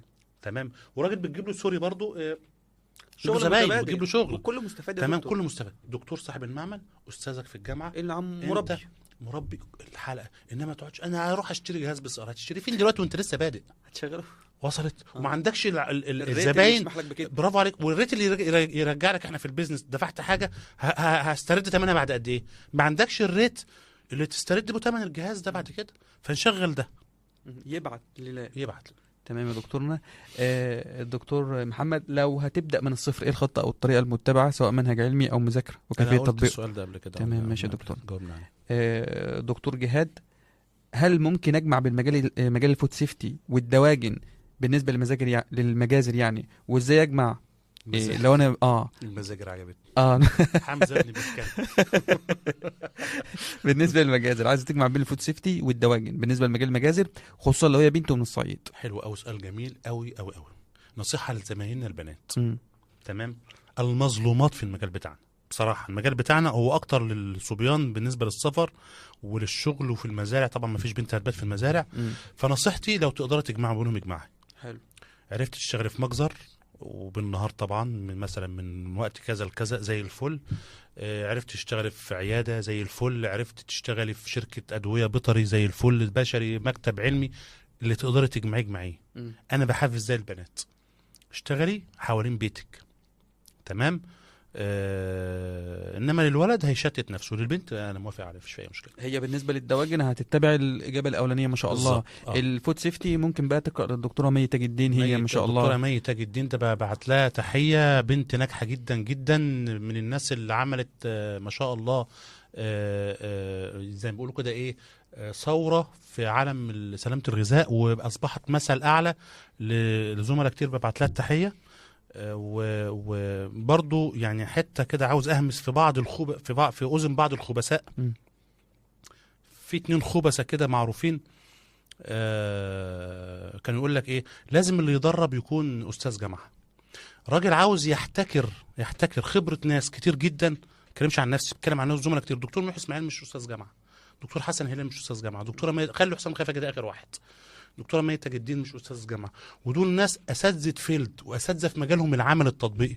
اساتذه الجامعه مع كامل احترامنا ليهم، دولت ناس اكاديميين بحثيين، هم شغلانتهم البحث العلمي والمعلومه الاكاديميه. انما على ارض الواقع هم برضو فيهم ناس شطار، بس في ناس بره اشطر كمجال عمل كفيلد، تمام. فيقول لك لازم اللي يدي كورسات يكون استاذ جامعه. ده واحد خبيث، هو انا عارف مقصوده، وهم 2 معروفين، منكر ونكير، هم معروفين والناس عارفاهم. فانا وبصراحه يعني عطلوا زملاء كتير جدا كانوا عاوزين ياخدوا عند ناس اساتذه زي دكتور محي اسماعيل وزي دكتوره مي وغيرها. ولكن الحمد لله نصحناهم. فانت ليه تحجر على زمايلك ياخد خبره من حد يكون اشتغل في الفيلد اوريدي، تمام. يعني دكتوره زي مي تاج الدين ده ما شاء الله اسطوره في مجالها. دكتور محي اسماعيل اسطوره في مجال، شوف عامل ايه في مدرسة. عامل مدرسة. عامل كليه لوحده. الناس كانت بتخرج لك، انا إنما- اتخرجت من كليه الدكتور محي. برافو عليك. هل ده استاذ جامعه؟ لا. يبقى ليه تحجر، وليه الفلسفه والفزلكه؟ فدي برضو حته عايز ابعتها لهؤلاء الناس يعني. تمام يا دكتور عمرو، لو عايز ابقى خبير في مجال الدواجن هل ينفع اجمع بين تخصص تاني معاها ولا لا؟ ويا ريت يا دكتور سؤال عن نظام الاظلام وتاثير الاضواء الزرقاء والخضراء على تحويل الدواجن. الزرقاء والخضراء ما ادتش افيكاس اللي هو الملحوظ قوي اللي نقدر نعول عليه يعني. اللي نقدر نعمل عليه اظلام بصفه عامه. تمام. اظلام بصفه عامه في الدواجن ممتاز جدا، بس اهم حاجه المواعيد بتاعتك تكون مظبوطه، والاظلام من بعد اليوم ال15. في ناس عايزه تعمله في الاسبوع الاولاني، ممنوع اظلام في الاسبوع الاولاني او اول 10 ايام. مم. بعد اليوم ال15 اعمل اظلام على الاقل ما يزيدش عن 2 ساعة في اليوم، مم. لانك انت عندك معدل تحويل انت مش عايز تنزل عنه، تمام. ولكن هو مفيد مم. وبيريح الاجهزه بتاعت الجسم بتاع الطائر، وبيعمل حاجه مفيده جدا وهي تقليل الموت المباشر، الموت صدن ديس، الموت المفاجئ. تمام يا دكتور. تمام. فهو الإظلام له فايده، انما اللون مش ما حسيتش بيه كشغل او كتجارب بفرق كبير. دكتور عبده ضياء، ايه الخطوات اللي امشي عليها وازاي استغل فتره الكليه صح؟ عارف ان لازم اركز في مواد الكليه وكده، اقصد ككتب لو نزلت تدريب ايه الخطوات اللي امشي عليها وارتب افكاري ازاي؟ جاوبنا عليه كتير. تمام. السؤال ده الدكتور علاء ادينا نبذه سريعه كده عن مجال الدواجن، حضرتك اتكلمت اهو، يقصد بقى في مصر رايح على فين وجايه منين، وبين اللارج لان هو على العلم باللارج بس محب للدواجن. الدواجن في مصر واللارج ان شاء الله، انا بتكلم على الدواجن، اللارج طبعا مش بتاعي. الدواجن في مصر زي ما انا قلت في اول حلقه امن قومي، تمرض ولا تموت. بمعنى ايه؟ الدواجن هي اكله البروتين الفقير. تمام. النهارده كيلو اللحمه ب 400، انت ممكن تجيب، مش هقول لك تجيب فرخه كامله، انت ممكن تجيب اجنحه بروتين صح ب 70 جنيه، كيلو كبد وقوانص رجلين يا ريس، رجلين ب 10 20 30 جنيه عشان ضبياتي بس بحب الاقتصاد. كان مراته انا عرفت مكان العروسه فين، بلدها، هروح انصحها ولا بلاش بحب. تمام. فالفراخ اي حاجه منها هتقدر هياكل، طبعا ده يعني انا بحزن ان اقول حاجه زي كده، ولكن الفراخ يعتبر هي ارخص بروتين، فده امن قومي. طبعا البيض تمام. فالدواجن مجالها متشعب، وان شاء الله هي في بروجريس يعني، ان شاء الله رغم الازمات اللي بتحصل لها، بس ناس كتيره جدا بتخش فيها وهيئات كتيره بتخش وعملاء. فالدواجن محتاجه الفتره اللي جايه تجمعات وتكتلات، لو الزملاء تعرف تعمل، وده نصيحتي بقى للزملاء، يتجمعوا يعملوا قطعان امهات ويبقى خاص بالاطباء البيطريين، يعملوا مصنع علف يبقى خاص بالاطباء البيطريين، يعملوا مجازر. ده بنحاول ان شاء الله الفتره الجايه نتعاون مع بعض الزملاء نعمل مجزر وتغليف وتخزين ومنتج نهائي كده وهيبرات، بنحاول فيه لان احنا بادئين على السمول سكيل كده مع ناس، لو تفتكروا على فلداوي نزلت أيوة. كده بعض التجارب ناجحه جدا مع ناس، فناس بيقول طب يلا يا حسام جو اون، ما تيجي نعمل حاجه كبيره.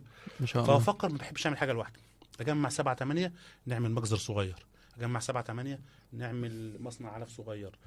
انا مش كل ده راس مال، انا مش نجيب سويرس، بس مم. انا بقول افكار، ايوه. وانا بحط ايدي مع الناس اساعد. يعني انا يا جماعه ما انا شغال في، يعني برضه لما اجي اتكلم على السمان او الكتاكيت الاقي ناس تتصل ابعت لي كتاكيت وسمان، انا ما بتاجرش في سمان، انا ما بتاجرش في كتاكيت، مم. انا بساعد. يعني مثلا زميل محمد مثلا حب يربي سمان، حسام بيع لي، مم. حاضر. ابعت له ناس. دكتور فلان فلاني يا جماعه عنده، روحوا له سيب رقمه. انا كده كتاكيت نفس القصه، علف نفس القصه، انا يا جماعه بساعد. ليه؟ بنحاول ان احنا ننجح، وبرضه انا هستفيد. يعني انا هستفيد بمعنى ايه؟ هيبقى لي خصم حلو، خلي عندك دم يا اخي، ده انا مساعدك، فاهمني؟ أيوة. لو الحاجه ب10 هيداري ب9، ده بيزنس. صح. تمام. بس الفكره كلها في ايه؟ لا، زميلي اولى، زميلي ده لازم ينجح، نجاحه من نجاحي. تمام يا دكتور. سؤال من استاذنا ودكتورنا الكبير دكتور حسن سيد هلال. اول سؤال، كيف نكون جنراليين؟ الله الله. انا عايز بس اوام الراجل ده بامانه والله، بعيدا عن الهزار، الدكتور حسن هلال من احب شخصيات الطب البيطري القلبي. الراجل ده خفه دم رهيبه، دمه زي الشربات، سرعه بديهه رهيبه، علم كل حدث ولا حرج، اخلاقيات حدث ولا حرج. يا ريت الطب البيطري يكون فيه 10 أو 20 من الدكتور حسن هلال. كان زمانه راح في حته ثانيه والله. بامانه يعني انا ببعت له التحيه، ومن احب الناس لقلبي، وشخصيه يكفي من اخلاقه يا محمد. 2016 2017 جه المنصوره يعمل كورس، مم. انا محبه ليه ساعدته. قال لي انا عايزك تبقى معايا في المنصوره، قلت له حاضر. عمل الكورس وانا خدت جزء صغير كده شرحت فيه، محبه في الدكتور حسن. ما شاء الله. عمرها ما حصلت ان الدكتور يجيب دكتور معاه في كورس بتاعه محبه، يعني انا رحت له محبه فيه، فده من الناس اللي بحبها جدا، وببعت له تحيه جامده يعني. توصل له ان شاء الله. الدكتور رضا بيقول لحضرتك يا دكتور، اسعار البورصه بتاعت الدواجن اللي بنشوفها بتزاول فينا. ثانيا الخطه الكامله لانشاء مزارع بياض. نجاوب على الاولاني، اسعار البورصه الدواجن اللي بتزاول فينا. اسعار لانها طبعا قايمه على عشوائيه، اللي ماسكينها مش ناس متخصصين. انا مع كامل احترامنا ليهم، ناس مش متعلمين معظمهم، ناس عشوائيين، ناس تحت امره شركات الدواجن الكبيره. النهارده قلل السعر عشان مش هبيع، بكره زود لي السعر اصل انا هبيع. فهي قصه شلاليه وقصه عشوائيه رهيبه. واحنا قبل كده كنا ماسكين عاملين مجموعه، الله يرحمه الاستاذ خالد سعودي لو تعرفوا، الله يرحمه، ده كنا عاملين في صدد اللي يعني عاملين حملات كده ان الدوله تبتدي ترجع تنشئ تاني بورصه بنها عشان الموضوع يبقى فيه بالانس. فللاسف بعد موت الاستاذ خالد الله يرحمه الموضوع فيه عشوائي. بس احنا عشمانين ان الدوله تتدخل تعمل بورصه تجيب التكلفه طول الدوره، كتكوت داخل بكذا، العلف داخل بكذا، نسبه الربح كذا للمربي كذا، كتكوت نفس القصه، كتكوت العدل بتاعه ما يزيدش عن 20 جنيه، كتكوت بيكلف 12 جنيه يا جماعه بالظبط، ابيعه ب 40 جنيه وب 45 جنيه ليه؟ ايه عرض طلب ايه وبتاع بطيخ ايه؟ تمام. فربنا المستعان يعني. بقول لحضرتك خطه الكامله لانشاء مزارع بياض، ممكن الكتاب اللي حضرتك ذكرته ده يلاقي فيه؟ لا، الكتاب ده في التسميه مزارع البياض، في دكتور هيثم ماهر عامل كتاب برضو احقاقا للحق، وده انا اعتقد انا لسه ما شفتش الكتاب، والكورس بتاعه برضو تمام. انت كمعلومات انا كان نفسي اطلع كتب، بس مش دلوقتي، مش وقتها، مش فاضلها. بس من الاخوه اللي منزلين كتب وكتب كويسه دكتور هيثم ماهر، تمام. بص اقرا على كتابه، ولو اي استشاره انا تحت امرك فيها. تمام يا دكتور. لو انا محصن، ازاي يتجنب الامراض الفيروسيه حتى لو انا محصن؟ انت حصنت. البايو سكيورتي دي اهم حاجه. تمام. اول حاجه السورس بتاع التحصين يكون من مصدر ثقه، حصن صح. انت ممكن تجيب التحصين تحصنه غلط، تمام. انت النقل بتاع التحصين نفسه لحد المزرعه يبقى غلط، حصن صح ومن مصدر كويس، ويعمل بايو سكيورتي. دكتور علاء، ايه راي حضرتك في شغل شركات الدواجن لحديث التخرج؟ ممتاز، دي البدايه اصلا، دي بدايتي اساسا. لو هتحط مده يا دكتور لواحد عايز يتخصص في التسمين، يقعد قد ايه اقامه؟ وامهات يقعد قد ايه اقامه؟ التسمين سنه، صيف وشتاء، الامهات سنتين، بحيث ان هو يبقى تعرض، وبعدها اخلع على السعوديه. تمام. دكتور محمود عرفة، سؤال بيحيرني نفسي افهمه، سعر الكتكوت الابيض وكيلو اللحم الابيض كيف بيتم تحديده وبناء على ايه؟ جاوبنا بالظبط. وايه افضل وقت للتربيه الفراخ البيضاء؟ تربيه الفراخ البيضاء طول السنه، طول السنه، طالما هتربي في البيت او اهالي او عندك انت مم. طول السنه الفراخ البيضاء. ويمكن نلاحظ السنه دي على فكره السنه الوحيده السنه دي اللي ما حصلش هبوط يخسر في الدواجن. مم. استحال، واللي يقول لك غير كده يبقى كذاب. على فكره السنه دي بالذات 2024 الفراخ طول السنه ما بين 65 مم. لحد ال 75 ماشي. وانا قلت الكلام ده على فكره على فلداوي، قلت الفراخ معاك لحد شهر 12 حصل يا محمد أيوة. 65 75 تقعد تلعب طلعه نازله. كتكوت اللي فلت في التوقعات ليه؟ لان الكتكوت حصل شورتج بسبب الامهات اللي كانت خرجت الامهات اللي القصة خرجت القديمة دي. بالقصه القديمه والقلش والحاجات دي مع الطلب الزياده جدا. تمام، ده اللي عمل الكتكوت طلع قوي. تمام. انما اللحمه انا قلت في اللحم ايه؟ مم. الناس يقول لك ده اللحمه يوصل 50 جنيه، ده يوصل 40. يا جماعه مفيش الكلام ده بعد العيد الكبير، يا جماعه مفيش الكلام ده. الناس ما ضحتش كتير السنه دي بسبب غلو الاضحيه. فقلت الفراخ هتفضل ثابته وماسكه سعر. قلت لهم الرينج من 65 او يوم ما تنزل خالص 62 لحد 75. ال 10 جنيه دول هتلاقي طالع 3 جنيه، انت نازل 2 جنيه، طالع 3 جنيه بس. في المجمل العام انت كسبان. تمام. ممكن حضرتك يا دكتور ترشح لي مصادر الذكر منها حمام وبط ورومي كرعايه وامراض؟ شكرا يا جنرال. البط والرومي خصوصا الرومي ما شفتلوش كتب عمليه او كتب علميه كويسه. بصوا يا جماعه على فلداوي. أيوة. احنا منزلين في كنوز الرومي هناك. كنوز. ادخل اكتب الرومي على فلداوي هتلاقيني انا كاتب في امراض، كاتب في الامراض بتاعته كلها، كاتب في دراسه الجدوى بتاعته. البط كذلك انا متكلم على الديرزي. أيوة. ومتكلم أيوة. على الدج فيرال هيباتيتس، ومتكلم على الكوليرا، ومتكلم على الانفلونزا وازاي تفرق ما بينهم وتحصيناتها. الكلام ده كله كاتبينه. تمام يا دكتور. السؤال الجاي ده دكتور محمد الشاطبي بيقول لك بالتوفيق يا رب. حبيبي دكتور محمد، ربنا يوفقنا جميعا يا رب. الدكتور هيثم، حساب مواعيد التحصين في الجمبورو في الامهات ماء الشرب. الامهات برضو معلومه، الجمبورو في الامهات انت اخرك 45 يوم، بعد كده شكرا. تمام. فانت بتشتغل معاه عادي خالص زي التسمين. وفي بعد كده ايه طبعا احنا قلنا الكوكسيديا انت ممكن تحطها في العلف، تحطها على العلف. الجمبورو بتشتغل معاه زي التسمين، مفيش اي مشكله فيه في الامهات نهائي. تمام. دكتور مصطفى، رايه في تصنيع العلف لو حد عنده مزرعه ويصنع لنفسه، يجيب مكبس ومدشه؟ ممتاز. بس ده انت محتاج ايه بقى؟ برضو حته علميه، برضو نصيحة. والسؤال ده وصلني الحتة أنا كنت عايز أقولها على فلداوي، بس الحمد لله إن اختص بها أخونا دكتور محمد جودة في بيطري بودكاست. المكابس يا جماعة اللي موجودة اللي بتتباع الصيني أم 15,000 وأم 20,000، الناس بتفرح يحط شوية الذرة من هنا مع شوية الصويا مع بقية مكونات العلف ويطلع له البيريتس، يفرح قوي. هل ده نجح؟ في حاجة اسمها غلاية. الغلاية ديت موجودة فين؟ في مصانع العلف فقط. أيوة. دي اللي بتطبخ الايه؟ العلف. انت كده انت مجرد كبست بس.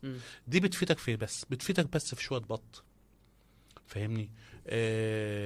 بتجمع لك الدنيا مع بط، بتجمع لك الدنيا بان الفرخ ما ينقيش. تمام. انما الافيكاسي بتاع العلف مش احسن حاجة.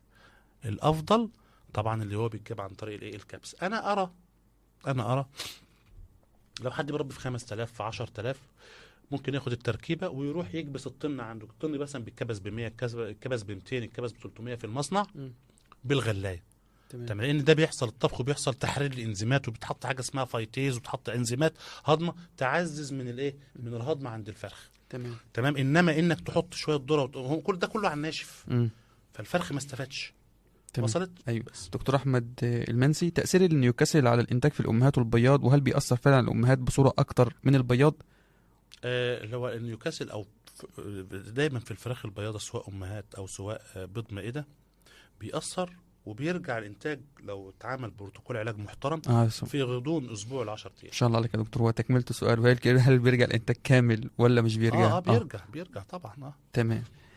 دكتورة ندى، انا عاوزه جروب واتس ينزل عليه اسعار الكتاكيت كل يوم، بس واتس مش تليجرام. انا بحيل الدكتور محمد لهذا الامر، لان الطلب ده طلب مني كتير جدا. دكتور محمد جوده انا قدامكم اهوت بامنه امانه، لان الطلب مني وانا في التكنولوجيا ابيض بطيخ. انا اخري اقول الو وانزل بوست، اكتر من كده ما بعرفش. لذلك حتى انا مش عارف اجمع بوستاتي اللي نزلتها على فلداوي. كل يوم بعمل نداء واستغاثه للزملاء. كان في دكتور اسمه محمد علام. ايوه. كان جمعه، ما اعرفش محمد علام ده اختفى. دكتور حتى كان اسمه سائر فيسبوكي. وكان في سائر في سبورت، كان وكان عامل في حاجه اسمها دعاء مش عارف ايه. كانوا كانوا عامل الثلاثه دول مم. جمعوا لك، كانوا عاملين شغل حلو جدا. ما اعرفش الشغل ده اختفى. انا نفسي اجمع بوستاتي واحطها كده في فايل للناس كلها. فانا النهارده بحيل هذا الامر دكتور محمد، ان شاء الله. جمع لي. انا يعني انا دكتور محمد اثق فيه في التكنولوجي ما شاء الله، الله ربنا يبارك يبارك يا رب. انا هديله رقمي يعمل جروب واتس، باذن الله. ويوميا اسعار الكتاكيت، ومش بس كده، واسعار الاعلاف، حلو.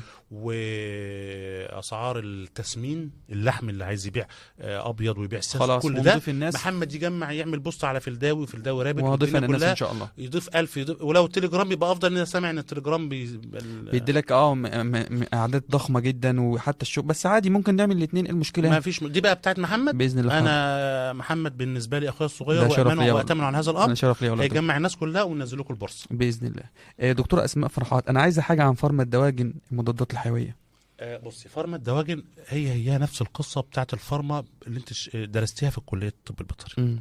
الفكره كلها يا جماعه، زي ما انا قلت في نص اللقاء كده مع الدكتور محمد، الفكره كلها ان انت تشوفي حاله الفرخ قبل الفارما. طب قبل ما تحط الدواء المضاد الحيوي، اشتغلي على الاورجنز الداخليه، شوف ايه اللي بايظ جوه الفرخ، ظبطيه. وبعد كده انت بعد كده تعرفي الكومباينيشن. يعني الكومباينيشن مثلا اللي انا بحبه، حاجات برضو اقولها لكم، حاجات أيوة. خايفه كده في نص دقيقه. لازم كوليستين يكون داخل مع مضادات حيويه كتير جدا، بيفرق معايا قوي في شغلي. كوليستين مع تلمي بيعمل معايا نتائج هايله، كوليستين مع الامبسيلين بيعمل معايا نتائج هايله، كوليستين مع تايلوزين، كوليستين مع اموكسي، رهيب.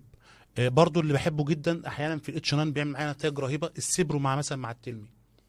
ممكن برضو بعد العشرينات وتلاقي مثلا امراض مثلا تنفسيه مزمنه، التلمي مع الفوسفومايسين.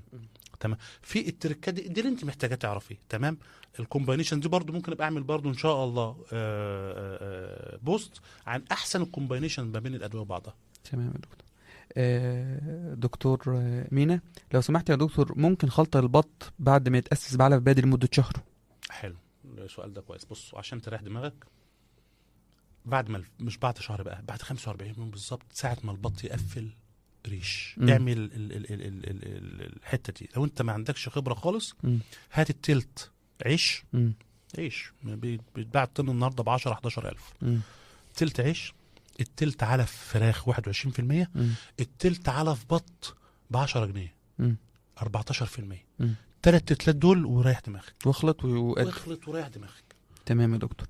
دكتورة إيناس، أسعار الكتاكيت مش هتنزل لأن الناس حرفيا بطلت تحجز، وخصوصا إن سعر اللحم مش رافع للدرجة في المقابل يعني، وهل كده التربية هتخسر مع الناس؟ طيب. تروح تشتري أو والله جاهز يعني؟ طيب السؤال ده هياخد منا دقيقة ونص. ماشي. بصوا يا جماعة، الفراخ محدش هيبطل. لو الفرخ بقى ب 100 جنيه الناس هتروح تجيب. ليه؟ اللي اتعود على التربية المنزلية. التربية المنزلية مش كوست، التربية المنزلية مزاج، متعة وأمان. الفرخ انت بتجيبه، الناس مفكره ان فيه هرمونات، خليهم يفكروا ده من مصلحتهم. تمام. الفرخ اللي بيتربى في البيت غير قصه الهرمونات، انت ضامن فرخ مفيش فيه مضادات حيويه، ضامن فرخ تحت ايدك في اي وقت، ضامن فرخ ارخص، ضامن فرخ شويه مكرونه شويه رز شويه عيش هيتبقوا منك هترميهم له. انت بتاكل فراخ البيضه، انا باكل فراخ البيضه بتاعتي مكرونه، وباكلها عيش، وباكلها رز، وباكلها طبيخ، وباكلها كل حاجه. الفرخ مدى ما عدى 30 يوم او ال 35 يوم اكلوا اي حاجه. تمام. اي حاجه. تمام. فالتربيه النهارده اللي في البيوت نظافه، توفير، انت بتوفر. انت النهارده ما بتروحش تدفع ال 200 جنيه في الفرخه مره واحده، انت بتجيب الكتكوت عمر 45 يوم ب 45 جنيه، ب 40 جنيه، ب 35. ايه يعني هدفع في الكتكوت 40 جنيه او 45 جنيه؟ تمام. انت النهارده عشان تروح اقل واحده بتجيلك بتيجي تاخد قد ايه؟ 20 فرخ، ده اقل حاجه. تمام. تعالى كده زي ما بقول لك برضه، فكر بره الصندوق.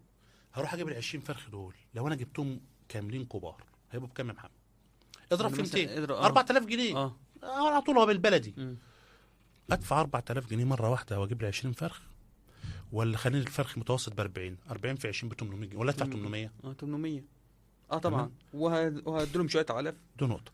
النهارده العلف لو هتجيب كيلو بكيلو مش هتحس بيه. النهارده كيلو علف ب 22 جنيه. معلش، انا ابني الصغير بياخد في اليوم 20 جنيه مصروف عيل صغير، ومش راضي. كيلو بكيلو، كيلو بكيلو. فتقول لك لا، حتى لو ب 100 جنيه هتجيب لنا اوفر. ليه بقى؟ النهارده الامهات والاسر، احنا كنا من اسر وفلاحين وزي بعض كلنا، اللي عندها عريس، اللي خاطب بنتها جاي، اللي ابنها جاي من الجيش، اللي مش عارف ايه، هتلاحق على فين ولا فين والاسعار عاليه. صح. مين اللي هيروح يجيب 4 5 فرخات ولا 10 فرخات ب 2000 جنيه؟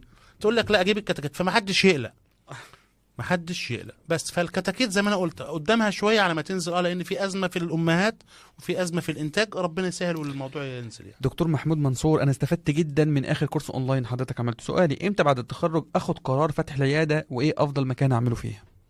انا قلت في الكورسات بس هنقول على السريع. تمام. بعد التخرج تحضر للدكتور حسام خفاجي وللاخوه الدكاتره اللي بتوع الكورسات، خد كورس واتنين، خصوصا الكورسات بتاعتي انا كورسات عمليه. بالظبط يا ريس. يمكن دكتور محمد جرب. أيوة. انا بعلمهم أيوة. يجسوا ارانب ويحقنوا ارانب ويحقنوا فراخ ويشرحوا. بديك 70% مش 100% طبعا، لان مش هقدر. حتى الادويه اللي بتشتغل بيها خدناها. انا خدت الكورس ده ورحت اشتغلت على طول. كل اللي خدوا عندي الكورسات اسبوع بعدها باسبوع بيفتحوا. فانت اتخرج، اهم حاجه تكون متخرج. ايوه. خدت الكورس من عندي، تعلمت تشريح وجس وكل حاجه، ارانب كل، افتح على طول على طول مباشره. تمام. واشتغل وما توقفش تعليم. تمام. الدكتوره رانيا نفس السؤال، عاوز افتح عياده بامر الله، ايه الخطوات؟ يمكن حضرتك ذكرتها. الدكتور خالد، محتاج افتح معمل تشريح دواجن، اعمل دعايه ازاي؟ والشغل وطبيعته واهم الاجهزه تكون برضه رخيصه بجانب التشريح. جاوبنا على السؤال ده. ايوه، ممكن تبعت لحد اكبر لحد ما الامور تتيسر. بالظبط، تبعت لحد كبير. دكتور محمد عبد الباقي، ده حبيبنا متابع البرنامج دايما، بقول سلامي للدكتور حسام، للجنرال دكتور حسام. انا طالب في تانية، نزلت معمل دواجن، اتعلمت بعض الامراض اللي كنت بشوفها وهكذا، اتعلمت بعض الاختبارات برضه في المعمل، خدت فكره. انا حاليا داخل ثالثه وكمان بدرس برنامج الدواجن، هو اصلا برنامج تخصصي كمان يا دكتور زي ما حضرتك عارف في بيت المنصوره. ساعات بحس نفسي تايه وعاوز اتعلم اكتر، صح؟ اعمل ايه بالظبط وامشي ازاي عشان اكون متميز؟ حلو. طبعا انت داخل برنامج متخصص، فده هيفيدك قوي، اديلك اولويه. اديك اولويه. الفكره الثانيه او النصيحه الثانيه، خلص بس تعليمك، تعالى في 4 و5 دول ما تستعجلش دلوقتي. يعني 4 و5 ابتدي اتدرب، احضر كورسات ليا ولغيري. تمام.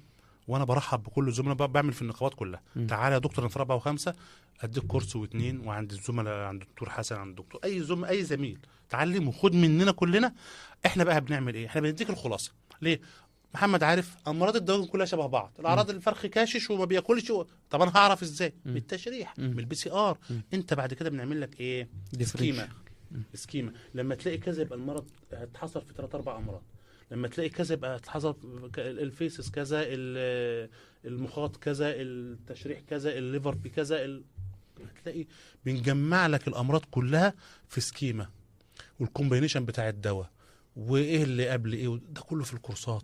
الكورسات عباره عن كبسوله زي ما بقول كده، كبسوله عمليه مركزه هتفك لك الاشتباكات والتوهان اللي عندك، تقدر تكمل لوحدك. بالظبط. فانت من اول 4 و5 تعالى واحنا هنظبط لك الدنيا، وبعد كده هتلاقي هتشق طريقك ان شاء الله. دكتوره دعاء نصر، بالنسبه لفرص الشغل البنات في مجال الدواجن، ايه المتاح لينا وخصوصا الناس اللي من القاهره نفسي ومش متاح ليها زي الدكاتره اللي في القرى زي فرنات التحيات؟ جاوبت انا على السؤال ده برضو يا جماعه. البنات عياده، شركه او مجازر او فود سيفتي، اكتر من كده مفيش. ممكن شركه دواء بيطري بتاعك مثلا استشاري علمي، او في المكتب العلمي بتاع الشركه، ده للبنات يعني. السؤال اللي بعد كده، السلام عليكم، ازي حضرتك يا دكتور، يا رب تكون بخير. عايز استفسر شويه عن مجال المفرخات وشغل المعامل والامهات والبيض المخصب، بمعنى اصح ازاي اطلع كتكوت؟ ده مجال نادر ومجال كبير قوي ومجال حلو قوي قوي قوي اللي يتخصص فيه ربنا هيكرمه، خصوصا ان في شورتج كبير في الكتاكيت، والكتاكيت بفضل الله اسهل حاجه تتباع. الفكره كلها عشان تتعلم ده لازم تروح شركه امهات، لازم تاخد الموضوع من المصدر نفسه. عرفت ما عرفتش تبتدي تعمل ايه؟ اشتغل في ارخص حاجه بتبيض السمان. اعمل لك قطيع سمان ولو 1000 حتى سمانه، لو 500 سمانه، وابتدي بعد ما يطلعوا البيض بتاعهم شوف اقرب معمل وفرغ فيه. تمام. ويعرف الدنيا دايره ازاي، شويه بشويه ال 500 يبقوا 1000 يبقوا 2000، يبقى عندك قطيع. انت بعد كده بيبقى عندك سمان، ممكن بعد كده تعمل قطيع فراخ بلدي. تمام. فابتدي الاول شوف بعينك نموذج مصغر هتروح المفرخات وهتعرف مواعيد السمان. مثلا السمان بيفقس على 18 يوم في السمان، وهكذا الفراخ البلدي على 1، وهكذا. هتلاقي نفسك انت خدت التجربه. فانت الخطوه الاولانيه روح شركه امهات. القطاع اللي يجيبه ده يا دكتور لو هيجيب 1000 يبقى نسبة الذكور للإناث بيبقى لها نسبة معينة أكيد طبعا. في السمان اه السمان احنا شغالين من 1 ل4 ومن 1 ل5. السؤال اللي بعد كده دكتور عبد الرحمن، كيف حالك يا دكتورنا؟ حاليا انا داخل سنه 5 وقررت ان شاء الله اتوجه للدواجن بعد التخرج، ازاي اشتغل على نفسي واكون دكتور دواجن شاطر وفاهم كويس؟ جاوبنا السؤال ده تمام. 7 مرات. دكتوره نورهان، ابدا ازاي في المجال بانتظام؟ لسه هاخد دواجن في الكليه، نفس السؤال. كمل إجابة. دكتور احمد يوسف، انا طالب يا دكتور اللي حضرتك بتتكلم فيه، وعايز ابدا مشروع تربيه الدواجن في البيت بحيث اجيب دخل اكفي مصاريفي الشخصيه، تنصحني سؤال بايه؟ حلو، سؤال حلو. اشتغل في الاجازه هو لسه تمام. عند اي حد تمام ان شاء الله تشتغل عجلاتي ماليش تمام. فيه. يجيب من جمع فلوس. لي. بص يا باشا، مم. انت النهارده او انت زن على والدك مم. او انت كمان تزن على المهم مم. جيب لي 8 موبايل. مم. موبايل النهارده الحلو مش اقل من ب 10 ماشي. 15000. جمع لي يا باشا 15000 ماليش فيه. تمام. 15 20 اعتبر انت هتجيب موبايل، يا تشتغل بيهم يا تجيبهم من والدك، يا انت تزن على ابوكي، مم. يا اتصرف لي في 20000. مم. جبت ال 20000 ابدا يا باشا بارضي. تمام. انا افضل تشتغل ببطاريه، مم. بس يعني لو عرفت اللي انا بتكلم، لو انت واقع خالص الصح اشتغل في بطاريه عشان حتى الريحه والمكان وتوفر في علف. فيا سيدي ابدا ببطاريه، ابدا ب 100 فرخ. تمام. هتجيب لك بطاريه ب 10000 وب 10000 ايه ثمن الفراخ ال 100 فرخ 20000 جنيه تمن موبايل. مم. تمام. وابتدي ال 100 دمت لو انت اشتغلت في بيتك على الاقل شهريا هجيب لك 2000 جنيه. ما شاء الله. ده على الاقل، على الاقل. ويشوف بقى البساطه بتاعت حضرتك في الرعايه وشوفوا والشغل. الرعايه. انا عامل مهرجانات على فلداون. ويبدا ولو هو مربش يا دكتور يبدا بعدد قليل وانا خالص. تحت امره. آه. تليفوني موجود، هتابعه تمام. بالتليفون، اعمل كذا وحط كذا. طبعا ده كلها استشارات مجانيه. ما يلا يا دكتور احمد يوسف في رزقك بقى. بقول لك ايه افضل طريقه لمذاكره امراض الدواجن؟ جاوبنا. طيب يا دكتورنا، احنا كده يعتبر ده كان اخر سؤال، اخر فقره معانا ان شاء الله. انت حضرتك هتوجه 3 رسائل. الرساله الاوليه لاسرتك واهلك، تحب تقول لهم ايه؟ طبعا بشكرهم جدا، بشكر والدي ووالدتي. طبعا هم السبب بعد ربنا سبحانه وتعالى. طباعي كلها خدتها من والدي ومن والدتي، خصوصا والدتي. يعني والدي خدت منه حاجات كتيرة، أسوأها إن أنا شجعت الزمالك. أنا آسف. طبعا زملكاوي بشع وأعصابي تعبت، بس هنعمل إيه بقى؟ والدي يعني سنظل أوفياء. فادالته. بس هي ميزة إن أنا يعني عارف اللي هو إيه، نحست جسمي، نحس. ايوه. بقى عندي تبلد لا شعور. والدواجن عايزه كده. الدواجن عايزه كده. صدمات الزمالك خلتنا نمتص صدمات الفرق. ايوه. فالحمد لله رب العالمين. تمام. بالنسبه للرساله الثانيه لمين؟ خلاص، واحنا كنا عايزين حد من العيله بقى، يعني اولادك مثلا او زوجتك او كده. لا، اولادي وزوجتي دول طبعا بشكرهم طبعا، وهم يعتبر زوجتي مستحملاني ومستحمله السفر ومستحمله حاجات كتير. واولادي هم احسن حاجه في حياتي يعني. يا ربنا يبارك لك فيهم يا رب. طالب جاي لك دلوقتي يا دكتور، سواء كان من اولى ل5، وبقول لك انصحني اعمل ايه في الكليه. طالب. بص، انت كطالب جمع معلومات. اول حاجه جمع معلومات، تاني حاجه حاول تنجح السنه بسنتها، تالت حاجه ونصيحه طبعا ما تغلطش غلطتي، ما تعاندش مع دكتور. تمام. دايما لو حد اقوى منك ما تحاولش اللي انت زي ما تقول كده ايه تعاند معاه. تمام. عدي الفتره بتاعتك، كل سنه هتتاخرها هتبقى لود عليك. ركز في دراستك، جمع مجال انت بتحبه، جمع معلومات عنه، سواء دواجن سواء لارج سواء بيتس سلامه غذاء. جمع في جميع يا سيدي في جميع المجالات، جمع معلومات عنها. وفي اخر سنه او سنتين نقي الحاجه اللي انت ارتحت لها واشتغل فيها.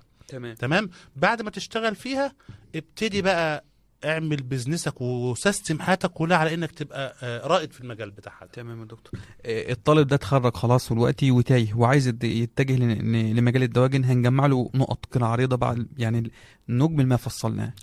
المختصر بتاع الحلقه بتاعت النهارده التدريب ثم التدريب ثم التدريب. تمام. ما تدورش على فلوس اول 5 سنين. تمام. اول 5 سنين في حياتك بعد التخرج اسقل نفسك علميا. بص من الاخر انا بقول للزملاء كلهم احنا اخوات، خليك صنايعي. النهارده الكريم دول كريم اللي هي كريمه الكريمه اللي معاه مهنه.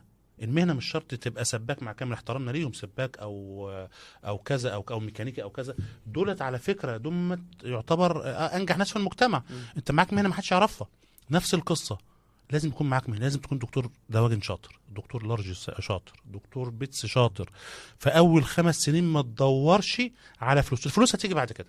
فالنهارده روح السعوديه وقول انا دكتور دواجن امهات، مم. انا دكتور بياض، انا دكتور تسمين، انا اشتغلت السي في بتاعي اشتغلت في شركه كذا الكبيره. مم. هتروح يا باشا السعوديه، السعوديه هتجيب منها راس المال اللي انت عايزه. صح. السعوديه، امارات، اي دوله يعني. مم. تمام. هتروح هناك تحط رجل على رجل لو انت دكتور لارج وبتعمل تناسل وبتعمل كذا وبتعمل كذا وبتعمل كذا، لو انت دكتور بيتس وبتعمل عمليات وبتعمل. فانت النهارده اول 5 سنين اتعلم، لو مش هاخد فلوس، لو فلوس هتبقى نص راتب، مم.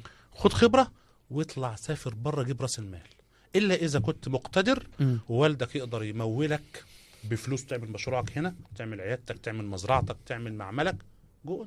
تمام يا دكتور، في نهاية الحلقة بشكر أستاذي وأخويا ودكتور حبيبي. الكبير دكتور حسام خفاجي، جنرال الدواجن في مصر. حبيبي يا والله دكتور سعيد محمد. جدا واتشرفت والله بلقاء يا حضرتك. حبيبي الشرف ليا، ومبسوط ان انا شفتك من فتره. مم. ودكتور محمد من اعز الناس على قلبي، ربنا اللي يبارك. هو انا بشوف في نفسي من وانا صغير ربنا يعزك، ده عنده شرف والله يا شغف دكتور. وراح لحد الدكتور حسن، طبعا جالي الاول، وبعد راح الدكتور حسن في الفيوم وانا يعني مش بجامله والله عشان معاه. ربنا يعزك. انا عايز الناس كلها تبقى زي الدكتور محمد ربنا جوده يبارك في فيه اجتهادها في العلم، ويبقى أحسن كمان بامانه إن شاء الله. بامانه يعني. ده مثال، ده راجل مثال، وعنده عيادته دلوقتي، وراجل اللي انا بقوله بيطبقه. ده حقيقي. يعني انا بقول يا جماعه اتعلموا، محمد اتعلم مني ومن غيري ولف ما شاء الله. النهارده عنده خبره كويسه جدا، ربنا مديله القبول في الارض، ربنا يبارك له يا رب. اللهم آمين يا رب. نفذ عمل عيادته، ما قالش لا انا ولا شغال حكومه ولا شغال في كذا ولا في شركه ولا في اي كلام ده. هو شغال عنده بزنسه الخاص، وعنده هوايته بيثقلها، هوايه الاعلام وهوايته، وان شاء الله انا بتنبأ له بمستقبل ربنا باهر، يعزك يا رب. وانا بديله كل الدعم ومعاه لاخر العمر ان شاء حبيبي ده الله. شرف لنا والله يا دكتور. بنشكر حضراتكم في نهاية الحلقة، وانتظرونا في حلقة جديدة مع ضيف جديد من بوتر بودكاست. والسلام عليكم ورحمة الله وبركاته.